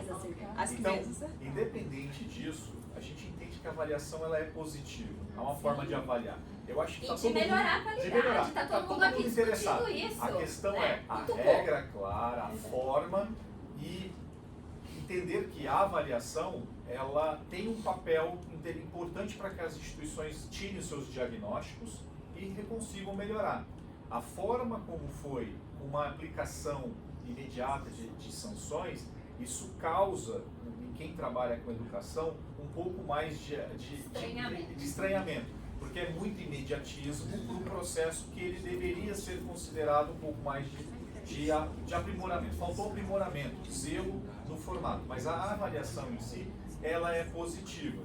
Mas basicamente as metodologias chamaram pessoas que são da área, da Angoff, chamaram da área, e qual é a probabilidade daquela questão ser acertada por um aluno?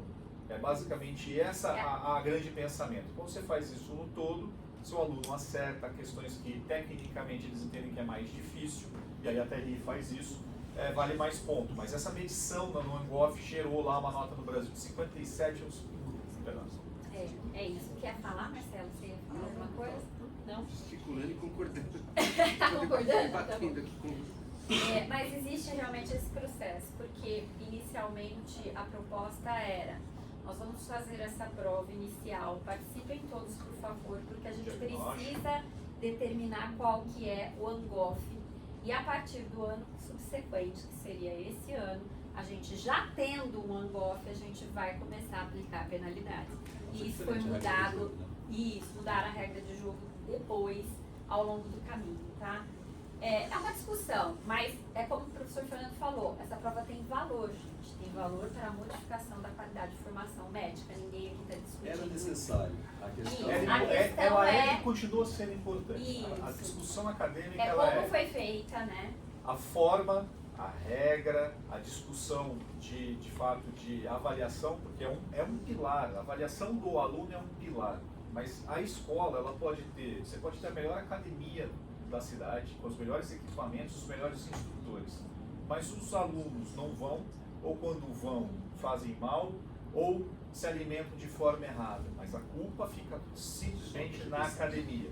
Então, o formato como um todo, ele é importante porque ele é um pilar. O aluno indo, não indo bem, tem as suas reflexões importantes para a instituição, inclusive de análise do seu modelo pedagógico.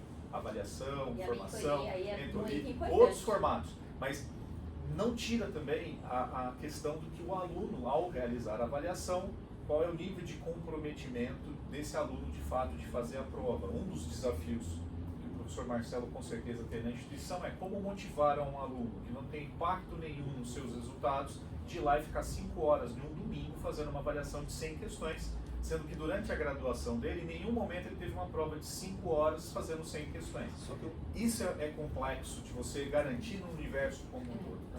E a gente conversando com os alunos, vocês mais ainda, a gente vê que alunos não precisam nem estar já fazendo na média, mas eles já estão entrando no curso com essa ansiedade, que eu acho que na verdade isso acabou trazendo para eles um fator adicional. Sim.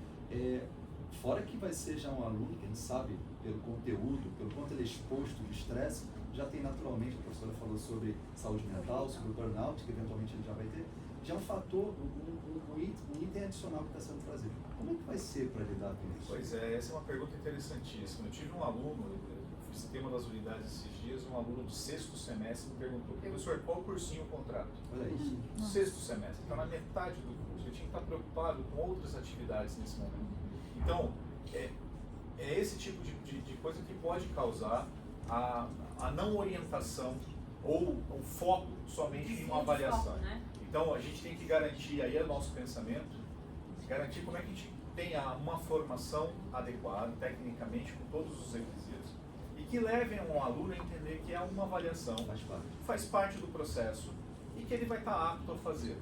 Claro que dentro das estratégias acadêmicas, você precisa treiná-lo, e aí existe uma habilidade de realização de prova que é diferente de conhecimento técnico, mas o ensino médico não pode ficar focado aqui. Ele tem que garantir a formação do médico.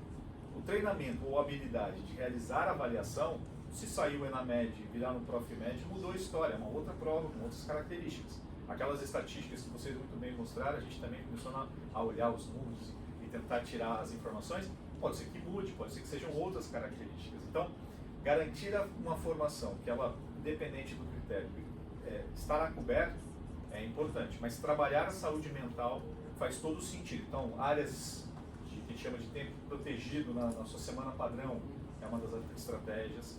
Utilizar, a gente tem uma ferramenta que chama da Fitter, que é uma empresa que testa a medida de felicidade de um aluno. A gente faz isso e eles respondem um mês sim, um mês não, e a gente vai medindo a característica. Isso ajudou muito a gente, motivado muito aos NAPEDs, e a gente usa as mesmas nomenclaturas, os NAPEDs a atuarem com os alunos para tentar recuperar isso, a saúde mental. Então, ter essa preocupação sim, porque senão você estraga o aluno durante o caminho. Tá? Mas é curioso essa questão da prova, só para reafirmar e corroborar, porque a gente tem estatísticas mostrando que para um aluno performar dentro da média, para questões objetivas nessa complexidade, onde se exige ali, principalmente aquela primeira competência, né? A maior parte das questões, quer dizer, quase todas elas passaram pela primeira, né? O resto a gente foi vendo, mas a primeira é a grande competência. O aluno teria que fazer aí, por estudos, eu não vou saber o nome do autor agora, peço desculpas, depois mando para vocês, mas pelo menos 363 questões naquele mesmo formato para ele adquirir a primeira competência de raciocínio. E aí é muito legal quando a gente pensa nisso e traz esse formato, por exemplo, que a gente estava discutindo da sala invertida, onde eu começo com uma questão, porque ele está aprendendo o raciocínio médico sem ter o peso, né, do simulado de 5 horas e garantindo para ele leveza no estudo e não excesso de estresse e de cobrança, tá? E aí, gente, só que a gente tem um desafio aqui, né? O nosso desafio são 72 meses para formar um médico, né? Como é que a gente vence esse desafio? Se a gente pensa em uma construção tradicional ano a ano, basicamente a gente tinha lá no meu tempo, e do Marcelo também não tinha mudado ainda, né? Aquelas coisas da anatomia da fisiologia, das ciências básicas, aí um pouquinho de avaliação clínica, propedêutica, aí a gente passava para raciocínio diagnóstico, depois disso para as aplicações terapêuticas, a gente tinha farmácia, mas aqui a gente tinha terapêutica, né? E aí a gente ia para o internato até que a gente estava apto às decisões clínicas e em realidade, né? Mas, gente, esse era um cenário de construção completamente analógico. Era impossível fazer numa outra estrutura. Hoje, existe uma integração possível com tecnologia, onde já não se justifica uma construção que é limitada a um quadrado e completamente fragmentada do ensino médico, né? Ao mesmo tempo, eu tenho não só o cognitivo, a formação, mas eu também tenho que deixar ele proativo, responsável, ético, crítico, com habilidades manuais. Eu gostei quando você falou, vamos avaliar o médico, estamos avaliando a própria humanidade. Fácil, né? Não sei qual teórico a gente vai seguir, estava aqui pensando quando você falou. E aí, uma coisa e aqui entra uma parte da nossa estratégia, né, Fernanda? Uma coisa hoje todo mundo, algum de nós aqui com essa TCN duvida que a gente necessite de ferramentas tecnológicas? A gente vai conseguir entregar um curso e quando o Ministério vier em loco, não estou falando nem de prova, e você não tiver ferramentas tecnológicas, você vai tirar 4 ou 5? Não vai. Quanto tempo, vou fazer uma pergunta agora, posso fazer? Pode fazer. Quanto tempo, aí você vir com quase, sei lá, 150 anos, né? 150 anos aí, demorou para ter essa IA curada e responsável? Quantos anos vocês trabalharam enquanto uma empresa que está à frente, né, para desenvolver? Fala para mim. Muitos, não, e a minha colocação foi muito nesse intuito de que a gente era muito cobrado, porque a IA quando surgiu, né, o chat GPT tem Na verdade, muito antes até disso. A É. AI desde 1960, 70, 50, enfim. Você já trabalha com isso agora mais evoluída, mas agora recentemente. Pelo menos uns 4 anos. Muito mais é. do que isso. A gente já trabalha agora dentro de casa. Dentro de casa, tô perguntando. Uns 4, 5 anos. Esse formato para chegar no que é de fato interessante é isso. Gente, daqui 10 mais 5 anos, porque a expectativa é que as diretrizes caminhem para um encurtamento da validade diante do avanço tecnológico. Se hoje a gente internamente for desenvolver isso, o que vai acontecer com o nosso aluno? Já não consegue. Tá? Ele já não está formado para atuar daqui a 6 anos. Então, aqui começa a nossa estratégia. Ou ele vai usar, ou as escolas vão usar estratégias genéricas, ok? Não é uma estratégia específica, curada, Num sentido de segurança, responsabilidade e ética, que era o que eu falava. Esse é um ponto, né? E segundo as normativas do CRM e o CFM, né? O médico pode e deve atuar com IA, mas ele é responsável pela tomada de decisão em UA. Ele não vai poder culpar a IA por uma tomada de decisão. Ele pode utilizar para fins de assessorar o diagnóstico, assim por diante. Então, um aluno que se pretende se tornar um profissional daqui a 6 anos, se ele não ganhar essa habilidade ao longo da jornada de formação, ele certamente, ao sair, ele vai estar usando algo, talvez até lá outros produtos podem sair também, mas com nível de insegurança, de não saber aonde buscar referências formais.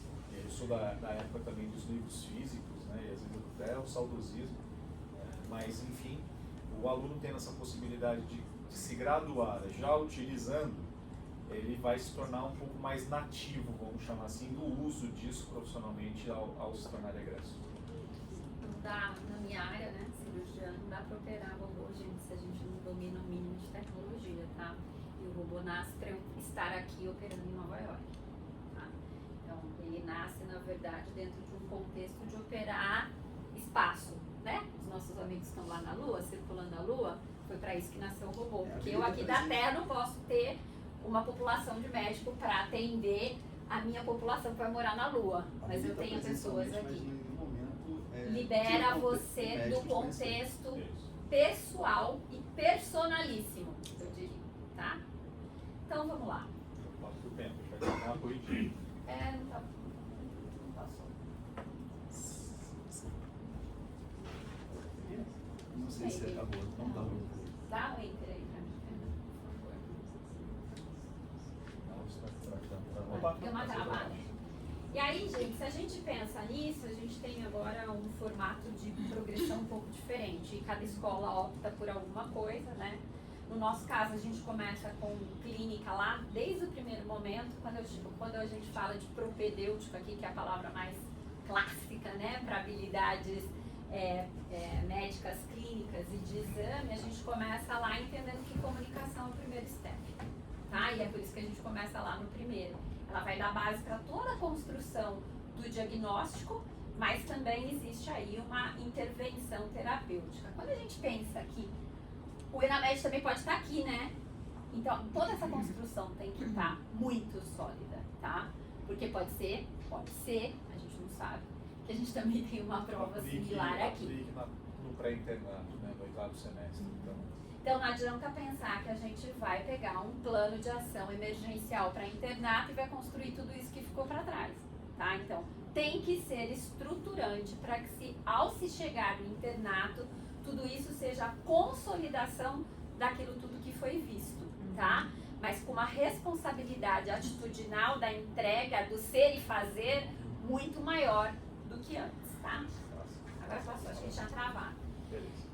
Quer falar, professor Fernando? Aqui dá pra falar rapidinho, né? Então todo mundo lembra do disquete 3.14 e assim. E do flexível, e do flexível? Nunca viu, né?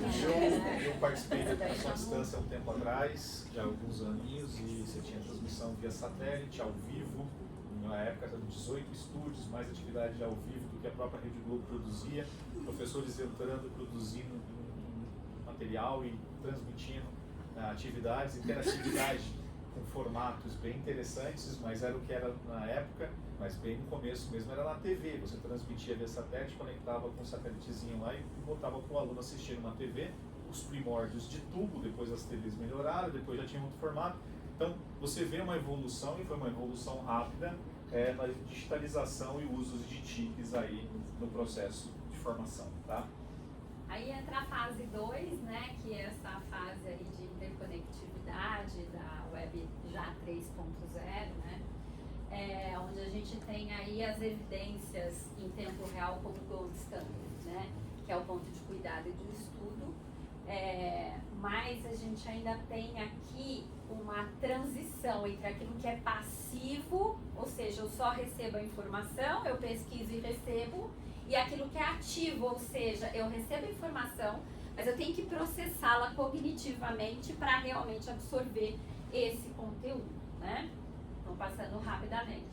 E aí a gente chega, nessa nossa geração aqui de ouro, né? Que se eu perdesse mais que 6 segundos para capturar, eu já perdi a atenção, e agora eu enquanto geração da fase 1, tô brigando comigo mesma para conseguir atingir o meu objetivo de, em 6 segundos, conseguir capturar esse aluno para que realmente ele participe efetivamente dessa formação com IA generativa, com Big Data, com uma era de ensino agora que tem que ser personalizado.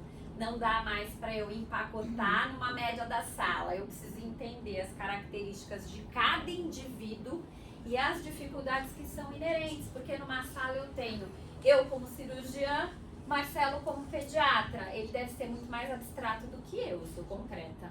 E aí como é que eu atinjo com o mesmo conteúdo, da mesma forma, duas pessoas que aprendem com formatos diferentes e, sobretudo, têm interesses distintos. E eu faço com que ele e eu tenhamos, ao final, a mesma formação e competência para agir no pronto-socorro como clínicos. Né? Porque é isso que a gente vai fazer, não é verdade? Ou o ensino vai virar uma máquina de peneira, que é o professor chamou de retenção, e aí você pode aumentar a tua evasão. Esse é um formato, algumas escolas podem optar por isso, vai botar um sarrafo numa certa altura, e quem conseguir pular lá o triplo portão carpado passa e vai, segue. Quem não conseguir fica pelo caminho e desiste da profissão. Então, como você garante que mesmo as pessoas que têm um aprendizado diferente ou focos diferentes consigam ter um aprendizado personalizado? Então, a personalização é algo importante, senão você não vai atingir. Aí os gaps são diferentes, tá? Fora isso, as simulações de complexidade, porque antes era permitido a nós aprender a aplicar uma injeção no paciente. Hoje é inadmissível, por uma questão de biossegurança do paciente, que alguém que nunca fez aquele treinamento em simulação e acertou várias vezes e discutiu os próprios erros para acertar, aplique uma injeção de forma indevida, tá? E isso eu estou falando aqui de um procedimento muito simples, que é uma injeção. Imagine para as outras complexidades que a gente tem, tá? E aí, gente, o Fernando estava falando, né? O motor da retenção é esse, na minha concepção, e aqui é uma concepção muito minha, está baseado muito no geracional, tá? Eu preciso entender esse geracional. Voltou, acabou. Caiu. Foi o geracional que impactou. O geracional. E entender que é um conjunto, tá, de características que vai permitir esse aluno aprender. Então, tem que ser multimodal, por exemplo. Então, o fato de eu ter um challenge, né, um desafio inicial na sala, onde eu vou colocar uma questão, o professor vai desafiar para aquela questão, vai discutir aquele tópico, vai voltar para a questão, vai ver quem entendeu. Eu trago a dinâmica necessária para aquele aluno permanecer, tá? E ao mesmo tempo eu estou trazendo modus operandi diferentes, ou seja, resposta é pensamento crítico para a questão, aula ou discussão com seu facilitador e depois a resposta para aquilo, e finalmente eu trago, sei lá, uma outra interação, que pode ser um outro caso clínico, que foi o que vocês colocaram, ou pode ser um mapa mental, ou pode ser um infográfico, ou qualquer coisa assim, né? Eu não sei decorar os meus slides não, gente. Isso aqui era mais pra dar base.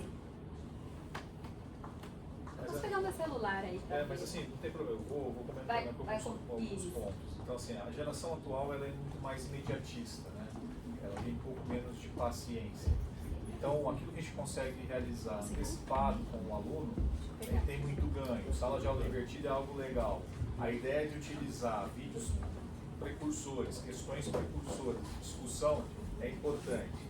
Só que não dá para trabalhar só com sala de aula invertida. No nosso caso, a gente trabalha com as metodologias ativas também. Então, PBL, CBL, PBL, e aí se a gente pode botar todos os BLs que existem, a gente coloca de alguma forma ao longo da jornada, né?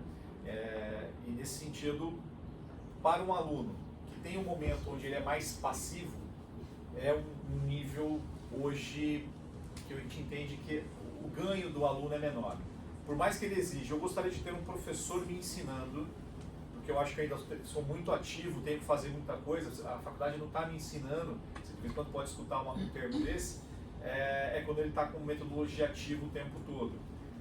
Na sala de aula invertida a gente entra um pouco mais nesse aspecto. O professor tem um papel um pouquinho maior, e obviamente ele tem aquele papel, mas a preparação para a aula é muito importante. Que material para passar? Então, assim, isso acontece na Suíça, onde eu já escutei dizendo que o professor colocou o livro inteiro para o aluno se preparar para a aula invertida, né? Mesmo uma sessão de TBL, ou ele colocou lá uma quantidade de questões que era impossível o aluno realizar e responder e se preparar para a atividade.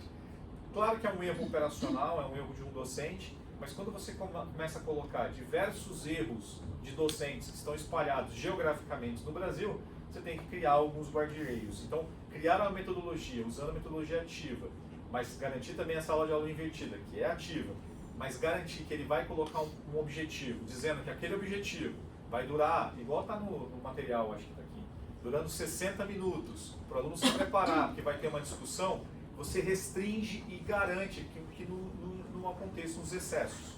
Os excessos de profundidade, onde não precisa, escopo que foge do teu objetivo acadêmico, mas você garante ao professor a liberdade de preparar loco regional os casos específicos que acontecem naquela região, no interior do Maranhão, ou na divisa com o Paraguai. Nós temos uma unidade de Contemporâneo, que é divisa com o Paraguai. Estava comentando, existe uma disciplina nossa lá que é Guarani, uma disciplina eletiva. Porque ela Tem uma tem uma população que interage na divisa e vai lá nas UBSs, enfim, nos postos e nas coisas que falam outra língua, e o aluno precisa pelo menos se comunicar. Então é muito interessante o formato de você garantir algo para ter a atenção dessa geração mais nova. E era isso, né? Então é um novo modo de aprender, né? Não é um novo modo de ensinar, é um novo modo de aprender, né? Então a neurociência vem nos ensinando que principalmente essa geração Zoomer e Alpha, ela desiste muito fácil, ela tem uma baixa resiliência e ela se interessa por aquilo que ela se interessa naquele momento, mas se eu não capturar esse interesse e se ele não tiver um bom resultado, porque é uma coisa que eles não têm a resiliência, se eu não mostrar para ele que ele está tendo um bom resultado, ele também vai desistir, tá? E isso é uma coisa bastante importante. Aí a gente parte aqui só para a responsabilidade, né? É ruim vocês não estarem enxergando, né? Mas a responsabilidade da IES em relação a isso tudo. Porque posto tudo isso, e agora o que eu faço com toda essa salada de frutas para efetivamente atingir o objetivo que é de excelência? Essa é a pergunta, né? Então, além da questão que eu disse para vocês logo no começo, que a gente precisa aqui ter repriorização, inclusive de despesas, olhar custos, porque a gente precisa reorganizar, inclusive, a estrutura financeira para atingir esses objetivos. E aí, se o acadêmico e o administrativo não estão correndo juntos e com a mesma visão de excelência, a gente não vai conseguir atingir. Vamos imaginar o seguinte: a professora Denise está lá preocupada em formar o melhor dos médicos. Eu preciso pensar em formar o melhor dos médicos, ganhar reputação, garantir que o círculo continue tendo aluno dentro de casa e que o meu processo de negócio, e aí eu estou falando como gestor, eu preciso pagar minhas contas. Então, como é que eu garanto tudo isso? Eu posso montar um moedor de carne aqui, jogar o aluno, espremer ele no último, e aí só vai formar 4 ou 5. Eu não vou ter entrada, isso aí não é sustentável. Então, como gestor de negócio, eu garanto que vai formar bom pra caramba, mas vai ter algo que é sustentável. Na minha visão, a roda só vai acontecer se ela for positiva. Ou seja, eu tenho que ter uma melhoria dentro do processo que garanta visibilidade e reputação, para alimentar de alunos que entrem no processo, e aí os alunos vão ter interesse cada vez melhores, porque uma discussão que vai acontecer, não tenha dúvida disso, é a qualidade do ingressante. A qualidade do ingressante é algo importante, e se você tiver um ingressante muito bom entrando, o trabalho que você faz pode ser um trabalho nem tão bom assim, mas o aluno ainda sai. Mas se você tem um aluno que tem mais dificuldades, e o que a gente vem observando do ensino médio é alunos com mais dificuldades, como é que você faz para que tenha saída? Então, meu papel é garantir que, de fato, a gente tenha sustentabilidade e formando o melhor possível. Então, o desafio é isso. O desafio imediato é priorizar os investimentos. Eu gasto com o professor, eu faço um investimento em gente na ponta e cada unidade consegue gerenciar os seus resultados. Olho para a tecnologia e gasto um pouco de tecnologia para suportar, divido os investimentos. Como é que você faz como gestor? E eu não estou nem aqui falando do ENAMED, estou falando no geral, no processo de avaliação como um todo, né? E reconstruir confiança, proficiência e ter um sistema onde a gente pode gerenciar esse processo. Então, esse é o grande desafio. Em tempo real, né, gente? Porque a prova é o resultado, talvez, aí de 6 anos, ou de 4 anos, ou de 2 anos de internato não feito adequadamente pelas limitações. Mas quando eu tenho um tempo real, eu tenho aqueles 72 meses para ir corrigindo a roda ao longo de todo o processo, desde que eu tenha base tecnológica e dados para acompanhar isso, né?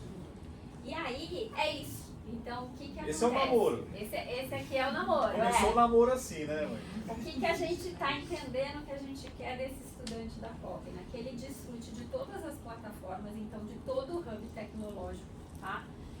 Onde desde a parte mais básica ele comece já dentro dessa formação, que é toda ela monitorada por relatórios, com complexidade adequada ao aluno, com a visualização de qual é o aluno que ele se interessa mais, com a personalização para ele enxergar quais as próprias limitações e dificuldades, para que ele vença isso ao longo do processo, e que isso tudo caminhe até a gente conseguir a formação do internato, que aí é a decisão de como ele vai ser na clínica de fato, porque é o treinamento em serviço, mas com toda essa estrutura antes. E ainda usando aqui daquilo que é beira de leito, gente, mas sem, isso é inegociável, sempre sob supervisão humana, tá? Então, por mais que tenha toda a curadoria, nunca vai deixar de existir a supervisão humana, tá? Isso é importantíssimo que se diga. O grande desafio é uma empresa, nós trabalhamos numa empresa grande, precisamos aprovar investimentos maiores no nível de conselho. Como é que você consegue, de fato, traduzir academicamente algo para que os gestores consigam avaliar que você realmente está fazendo uma proposta que ela é válida? Primeiro, vamos olhar as empresas que têm tecnologia e que podem aportar ajuda no processo de evolução formativa. Segundo, consigo garantir que essa tecnologia possa ser explorada entre todas as instituições, no meu caso, que são 9 cursos de medicina. Escalabilidade, tem que ter. Esse é um outro fator. Terceiro, é algo sólido ou essa empresa tem muita inovação neste primeiro momento, mas ela tem uma inovação inicial, ela não consegue perpetuar isso por um tempo e logo lá na frente isso, constante, e que tenha renovação de conhecimento histórico que prove isso, porque senão talvez não faça sentido, porque você muda o teu projeto pedagógico ou curriculariza e lá na frente ou logo depois você tem um problema para desfazer aquilo que você construiu. Então, quando você começa a colocar alguns requisitos nesse aspecto, não são muitas as empresas que chamam a atenção. Foi isso que chamou a atenção de vocês, a gente começou esse namoro, espero que acabe o casamento, espero que essa semana dê casamento, a gente está quase lá, estamos já caminhando para a igreja, para subir no altar, mas a nossa filosofia é um pouco disso, é olhar o conjunto como um todo, então nós não estamos falando só de internato ou o aluno que está prestes a se formar, estamos olhando num aluno de primeiro semestre a 12º, que ele tenha toda essa cadeia, obviamente que o nível de complexidade aumenta, mas além, eu estou preocupado falando só do aluno, mas existe um fator aqui que é o docente. Exato. E aí assim, o profissional médico não é dessa geração. O profissional médico atuante hoje como docente precisa ser letrado também no uso. E quando a gente faz você ou prepara você, dá liberdade para a ponta. E aí você passa a mesma receita, a ideia é fazer aquilo, mas o professor ele pode fazer do jeito dele, você tem muita coisa incompatível. Você pode trabalhar o seguinte, vamos padronizar o material. Então, a professora Yara lá, vamos padronizar, né, professora? Vamos deixar algo que é igual para todas as unidades, pelo menos o básico o professor garante. Você está limitando muito a atuação dele, e aí você não garante regionalidade. Poxa, é muito difícil você garantir uma personalização, garantir logo regionalidade, né, uma coisa mais geográfica aqui que está atuando lá, e ao mesmo tempo ter esse profissional apto a garantir com o conhecimento. Se fosse em todas as cidades com muitos profissionais muito top, você garante um pouco mais de facilidade. Quando você está em regiões mais afastadas, principalmente as de mais médicos, você tem mais limitação. Então você precisa ter tecnologia para ajudar o professor, Mas inclusive. tem que ter um serviço também, treinamento e capacitação. Isso Exato. quando no final você entrega a melhor tecnologia, vamos brincar, uma Ferrari, em que ele não consegue ligar o carro para poder ir na primeira esquina que ele puder Ou na chegar. primeira acelerada ele isso. capota, porque Também. ele não fez a aceleração Então, assim, correta. a gente tem essa questão do aluno que é um nativo, que é com quem a gente quer falar, né, e tentar fazer com que isso se aproxime, mas tem, como você acabou de falar, os professores que a gente precisa habilitar, a gente precisa treinar, a gente precisa falar também a linguagem dele e que ele entenda que esse tipo de ferramenta vai utilizar a forma com que ele consegue conversar e também é uma forma dele se atualizar, inclusive. Isso. Garantir que o conteúdo esteja curado, mas ele também vai se preparar para poder garantir ali dentro. Você tem um mínimo de nível de controle, observação, dados, e aí você consegue convencer numa aplicação de conselho de que você tem um projeto que ele é estruturante. Ele não é pensado, vamos ter resultado numa prova, a FIMED, ENAMED, qualquer MED que colocar.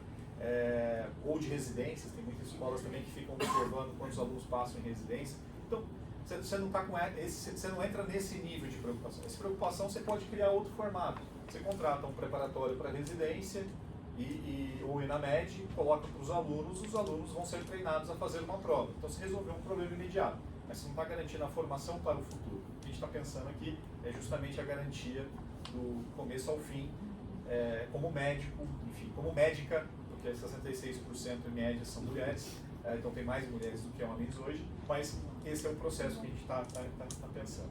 É isso, é para a gente ter aí a boa prática médica, que a gente pensa tudo nisso e garantir excelência, né? Então, como é que seria isso aqui? E veja se eu entendi corretamente, né? A gente tem lá uma biblioteca de dados Gold Standard e eu fiquei ali morrendo de saudade, que eu falei, nossa, todos os meus livros ainda tenho em casa. Estudei pelo Cécio, por todos aqueles livros, exatamente aqueles livros estão na minha biblioteca, né? E aí, a partir disso, um copiloto, que vocês vão estar lançando aí, né? Vai gerar toda a interação inteligente que permite a padronização em escala, que é isso que o professor Fernando estava falando, uma avaliação não só formativa como cognitiva, também personalizada, ou seja, eu consigo entender daquele aluno, porque aqui o interessante não é a avaliação, mas é o resultado dela para mim, tá? Eu consigo entender aquele aluno para corrigir rotas e, ao mesmo tempo, com tudo isso, eu estou fazendo aquilo que também está em DCNs, que é capacitação continuada do meu professor, tá? Então, eu consigo atingir os dois grandes desafios da ponta, que gente, a verdade, são os atores finais. É meu aluno e o meu docente, né? E aí, qual que é o impacto, gente? Visibilidade, previsibilidade, né? Otimização de tempo docente, acabei de falar. Intervenção com acolhimento, porque você tem personalização e resultados e com dados você consegue fazer isso. O NAPED vai utilizar muito isso. Exatamente. E a superação das vulnerabilidades, ou seja, a gente tem realmente dados para trabalhar com fatores de realidade. Para nós, a escala é ótima, porque a gente tem comparações, né? Então, eu tenho não só o meu grupo de controle externo, como é teste de progresso, por exemplo, como eu tenho o meu grupo de controle interno, porque eu tenho 9 unidades para serem comparadas em contextos muito distintos. Então, eu tenho um padrão aqui de elevação de qualidade por comparação interna, né? Eu tenho grupos a mais. Eu tenho um grupo de controle e que fica fácil de você avaliar se a gente está evoluindo, mesmo sem precisar fazer teste de progresso o tempo todo, eu consigo fazer avaliação por avaliações de módulo. Os módulos estão acontecendo, eles são um calendário mais ou menos cronêmico, seguem o mesmo calendário acadêmico do semestre. Quando os alunos terminam, eu consigo comparar, e aí eu consigo comparar independente das instituições, e aí eu consigo fazer isso num nível de rotatividade e de interatividade muito maior do que eu esperar um teste de progresso anual. Essa é a nossa expectativa, tá? Então, aí a gente consegue, portanto, identificar aquelas lacunas e vulnerabilidades e, brincando aqui, né, trocar o pneu com o carro andando. Não vamos esperar 6 anos, ver que o aluno teve um insucesso, né, para que as coisas sejam corrigidas, porque a gente tem um desafio aí do tempo, né? E isso na verdade, aí uma ação hiperfocada, individualizada, tá? Mas ela tem que acontecer antes do internato, antes da formatura. Ela tem que acontecer ao longo dos 72 meses. Isso aqui é uma visão geral, né? Aí a gente construiu, obviamente, com a IA, né? Eu fui lá e construí aí um infográfico para a gente revisar o que a gente passou. Então, o desafio do novo cenário regulatório, DCN, Impacto ENAMED, responsabilidade institucional diante de uma gestão de crise, que é o que a gente está vivendo. E, gente, aqui não é uma crise ENAMED. A verdade é que a gente está numa crise de formação médica. E isso é uma realidade para todos nós no Brasil. Está exposta. Tá? E que foi exposta pelo ENAMED, tá? Trazida à mídia, eu acho que mais do que isso. Mas eu vou mais longe até. Se nós pegássemos os formados e aplicássemos a prova, as taxas de aprovação elas não seriam tão díspares, tá? A gente entende que sim, as pessoas que tiveram padrão ouro de residência estão num outro momento acadêmico, mas as avaliações, tanto do ENAD, se a gente comparar o ENAD de 2023, não era ENAMED, eram 40 questões, 10 de característica geral, 30 objetivos. O ANGOF da época foi 57,93 contra 57,87. Eu acho que esse número era muito próximo. Então, assim, o desempenho ele ia estar muito similar. Então, assim, os desempenhos eles não tendem a fugir muito entre as edições, assim. Então, o que chama a atenção só foi a forma de divulgação, que eu achei que ela foi over, ela passou do ponto. Mas ela com as sanções. Isso, e com as sanções imediatas, sem analisar as instituições, enfim. E sem previsibilidade de sanção. Eu acho que o Isso. mais grave, do meu ponto de vista, é a mesma coisa que a gente colocar um aluno de medicina aqui, nesse momento, e falar, agora você vai fazer a avaliação. Tá, mas do que é? Não sei. Como é que você vai corrigir? Não sei. Quanto que vale? Não sei. Faz a prova, depois a gente resolve. Então você não tem um objetivo, você não sabe qual que é. E pior, mas fica tranquilo que não vai valer para nota, tá? É só para eu entender como é que você tá. E aí vem punição. Então, regra do jogo sem clareza gera tudo isso que a gente viu em mídia. Discussões do tipo, tá? 11º semestre fez a prova, não foi só o 12º, não é o concluinte. Eu tenho alunos que fizeram a prova ano passado, que eles vão se formar no meio do ano. Eles tinham 720 horas a menos de formação. Mas você compara ele com um aluno que já estava rolando grau na sequência. Então, é muito difícil esse tipo de situação. Então, tira isso. Quando acontece esse tipo de situação no regulatório, você tem que tirar isso da frente e tem que pensar no core de fato. Você tem que voltar e falar, olha, o que você quer como objetivo? Então não é o meio, não é o fim. O professor foi exatamente no ponto que a gente gerou a discussão. Vamos pensar o seguinte, nós temos que formar bem. O formar bem nas novas DCNs, nós começamos a pensar e a namorar vocês, no bom sentido, no sentido bíblico, antes da prova do ENAMED. A prova do ENAMED ela só traz um fator adicional que é, poxa, tá bom, tem mais um ponto agora que reforça ainda a gente avançar nessas frentes. Mas no final do dia a gente tá esse que é o desafio do novo marco regulatório, tem sanção, tem as DCNs, aí obviamente tem a questão geracional, mas tem a nossa responsabilidade, a gente não pode se isentar da nossa responsabilidade. E aí, vocês entram para colaborar com isso e para a gente chegar juntos aqui na visão de futuro e de competência que é o médico aí do século XX. Visão essa que ela é de futuro e de competência. Claro que no meio do caminho existem avaliações, mas o projeto é um projeto de longo prazo. É o projeto dessa jornada, garantindo que esse aluno, como foi dito, ele esteja preparado para todas as intempéries que vão chegar. E ele vai encarar uma residência, e aí ele está preparado para... E a prova da residência é individual, é lá dele, mas ele tem que estar preparado a fazer, ele tem que estar preparado a exercer a profissão dele, tomando decisões adequadas. Então, quando você olha no total, parece fazer todo sentido, e é por isso que a gente não só está aqui hoje, né? Convidado, agradeço novamente, mas também a gente está aí estreitando os laços para tentar criar um processo. Agora, também não podemos deixar de ser, ou seja, só não trazer o tema, a gente não pode ser ingênuo. Existe um ponto hoje, e aí de fato o ENAMED ele está aqui, e a gente obviamente vai buscar os resultados que a gente almeja. Então, o conjunto da obra vai ter isso. A única coisa que a gente traz de mensagem é o cuidado que a gente tem que ter. As escolas estão pensando, e aí todas as escolas que eu converso, as de grande escala inclusive, uma modificação no formato do aluno, a entrada do aluno, isso faz a diferença. A gente tem dados aí que mostram uma disparidade grande de alunos no nível da entrada. Esse é outro desafio, desculpa, Fernando, nosso, porque imaginem vocês que a gente tem regiões onde quem presta ENEM, né, tem uma nota bem diferente, porque é uma questão de realidade de formação do ensino básico e fundamental. Então, isso foi o que a gente corrigiu com os CPCs e os indicadores, né?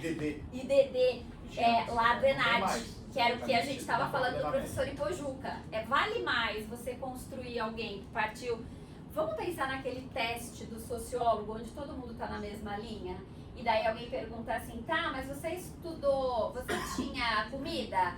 Quem não tinha, dá um passo para trás. Ah, você tinha mãe, dá um passo para trás. Você tinha pai, dá um passo para trás. Você tinha esgoto, dá um passo para trás. E aí eu quero que todo mundo que esteja lá e dê um passo para frente e que eu chegue ao mesmo tempo, no mesmo espaço. Não é justo. Isso não é correto. Esse é um desafio para quem trabalha em escala, gente. A gente tem populações de ingressantes, de calouros, muito diferentes. Então você tem um desafio das escolas, que é o ingressante. Você vai ter um desafio de formação ao longo do tempo, que é como criar barreiras, professor. O termo é interessante. Como criar a retenção.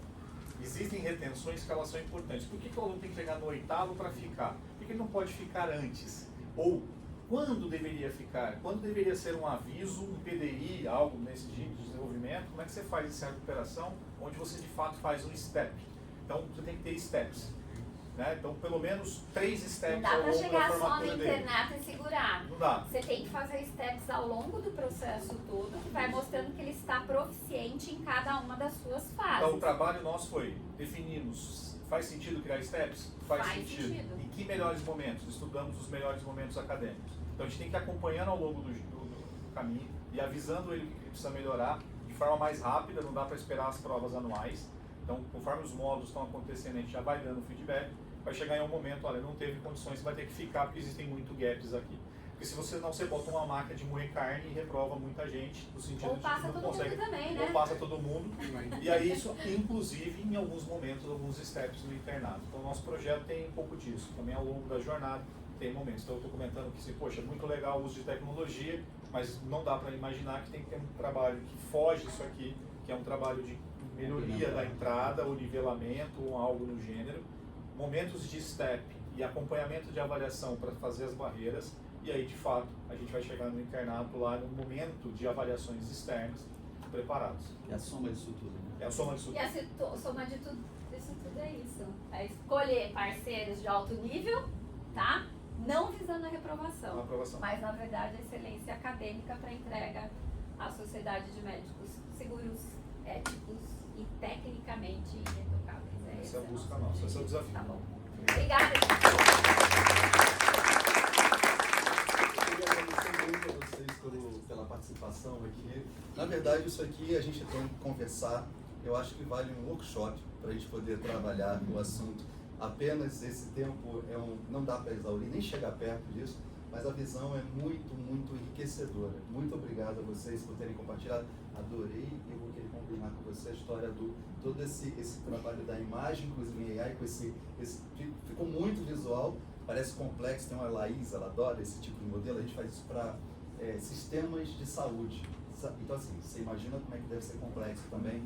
Mas muito legal. Obrigado demais. Usamos pela IA. Eu falei, porque não usar IA, né? Muito Obrigada, obrigado. gente. Pessoal, a gente extrapolou um pouquinho em relação ao bio break, o horário que a gente vai ao banheiro, toma um cafezinho. Dou uma paradinha agora de 10 minutos, pode ser, para um cafezinho e um banheiro? Pode ser? E vocês prometem que volta? Eu adorei, eu voltaria. Obrigado, pessoal. 10 minutinhos, tá, pessoal?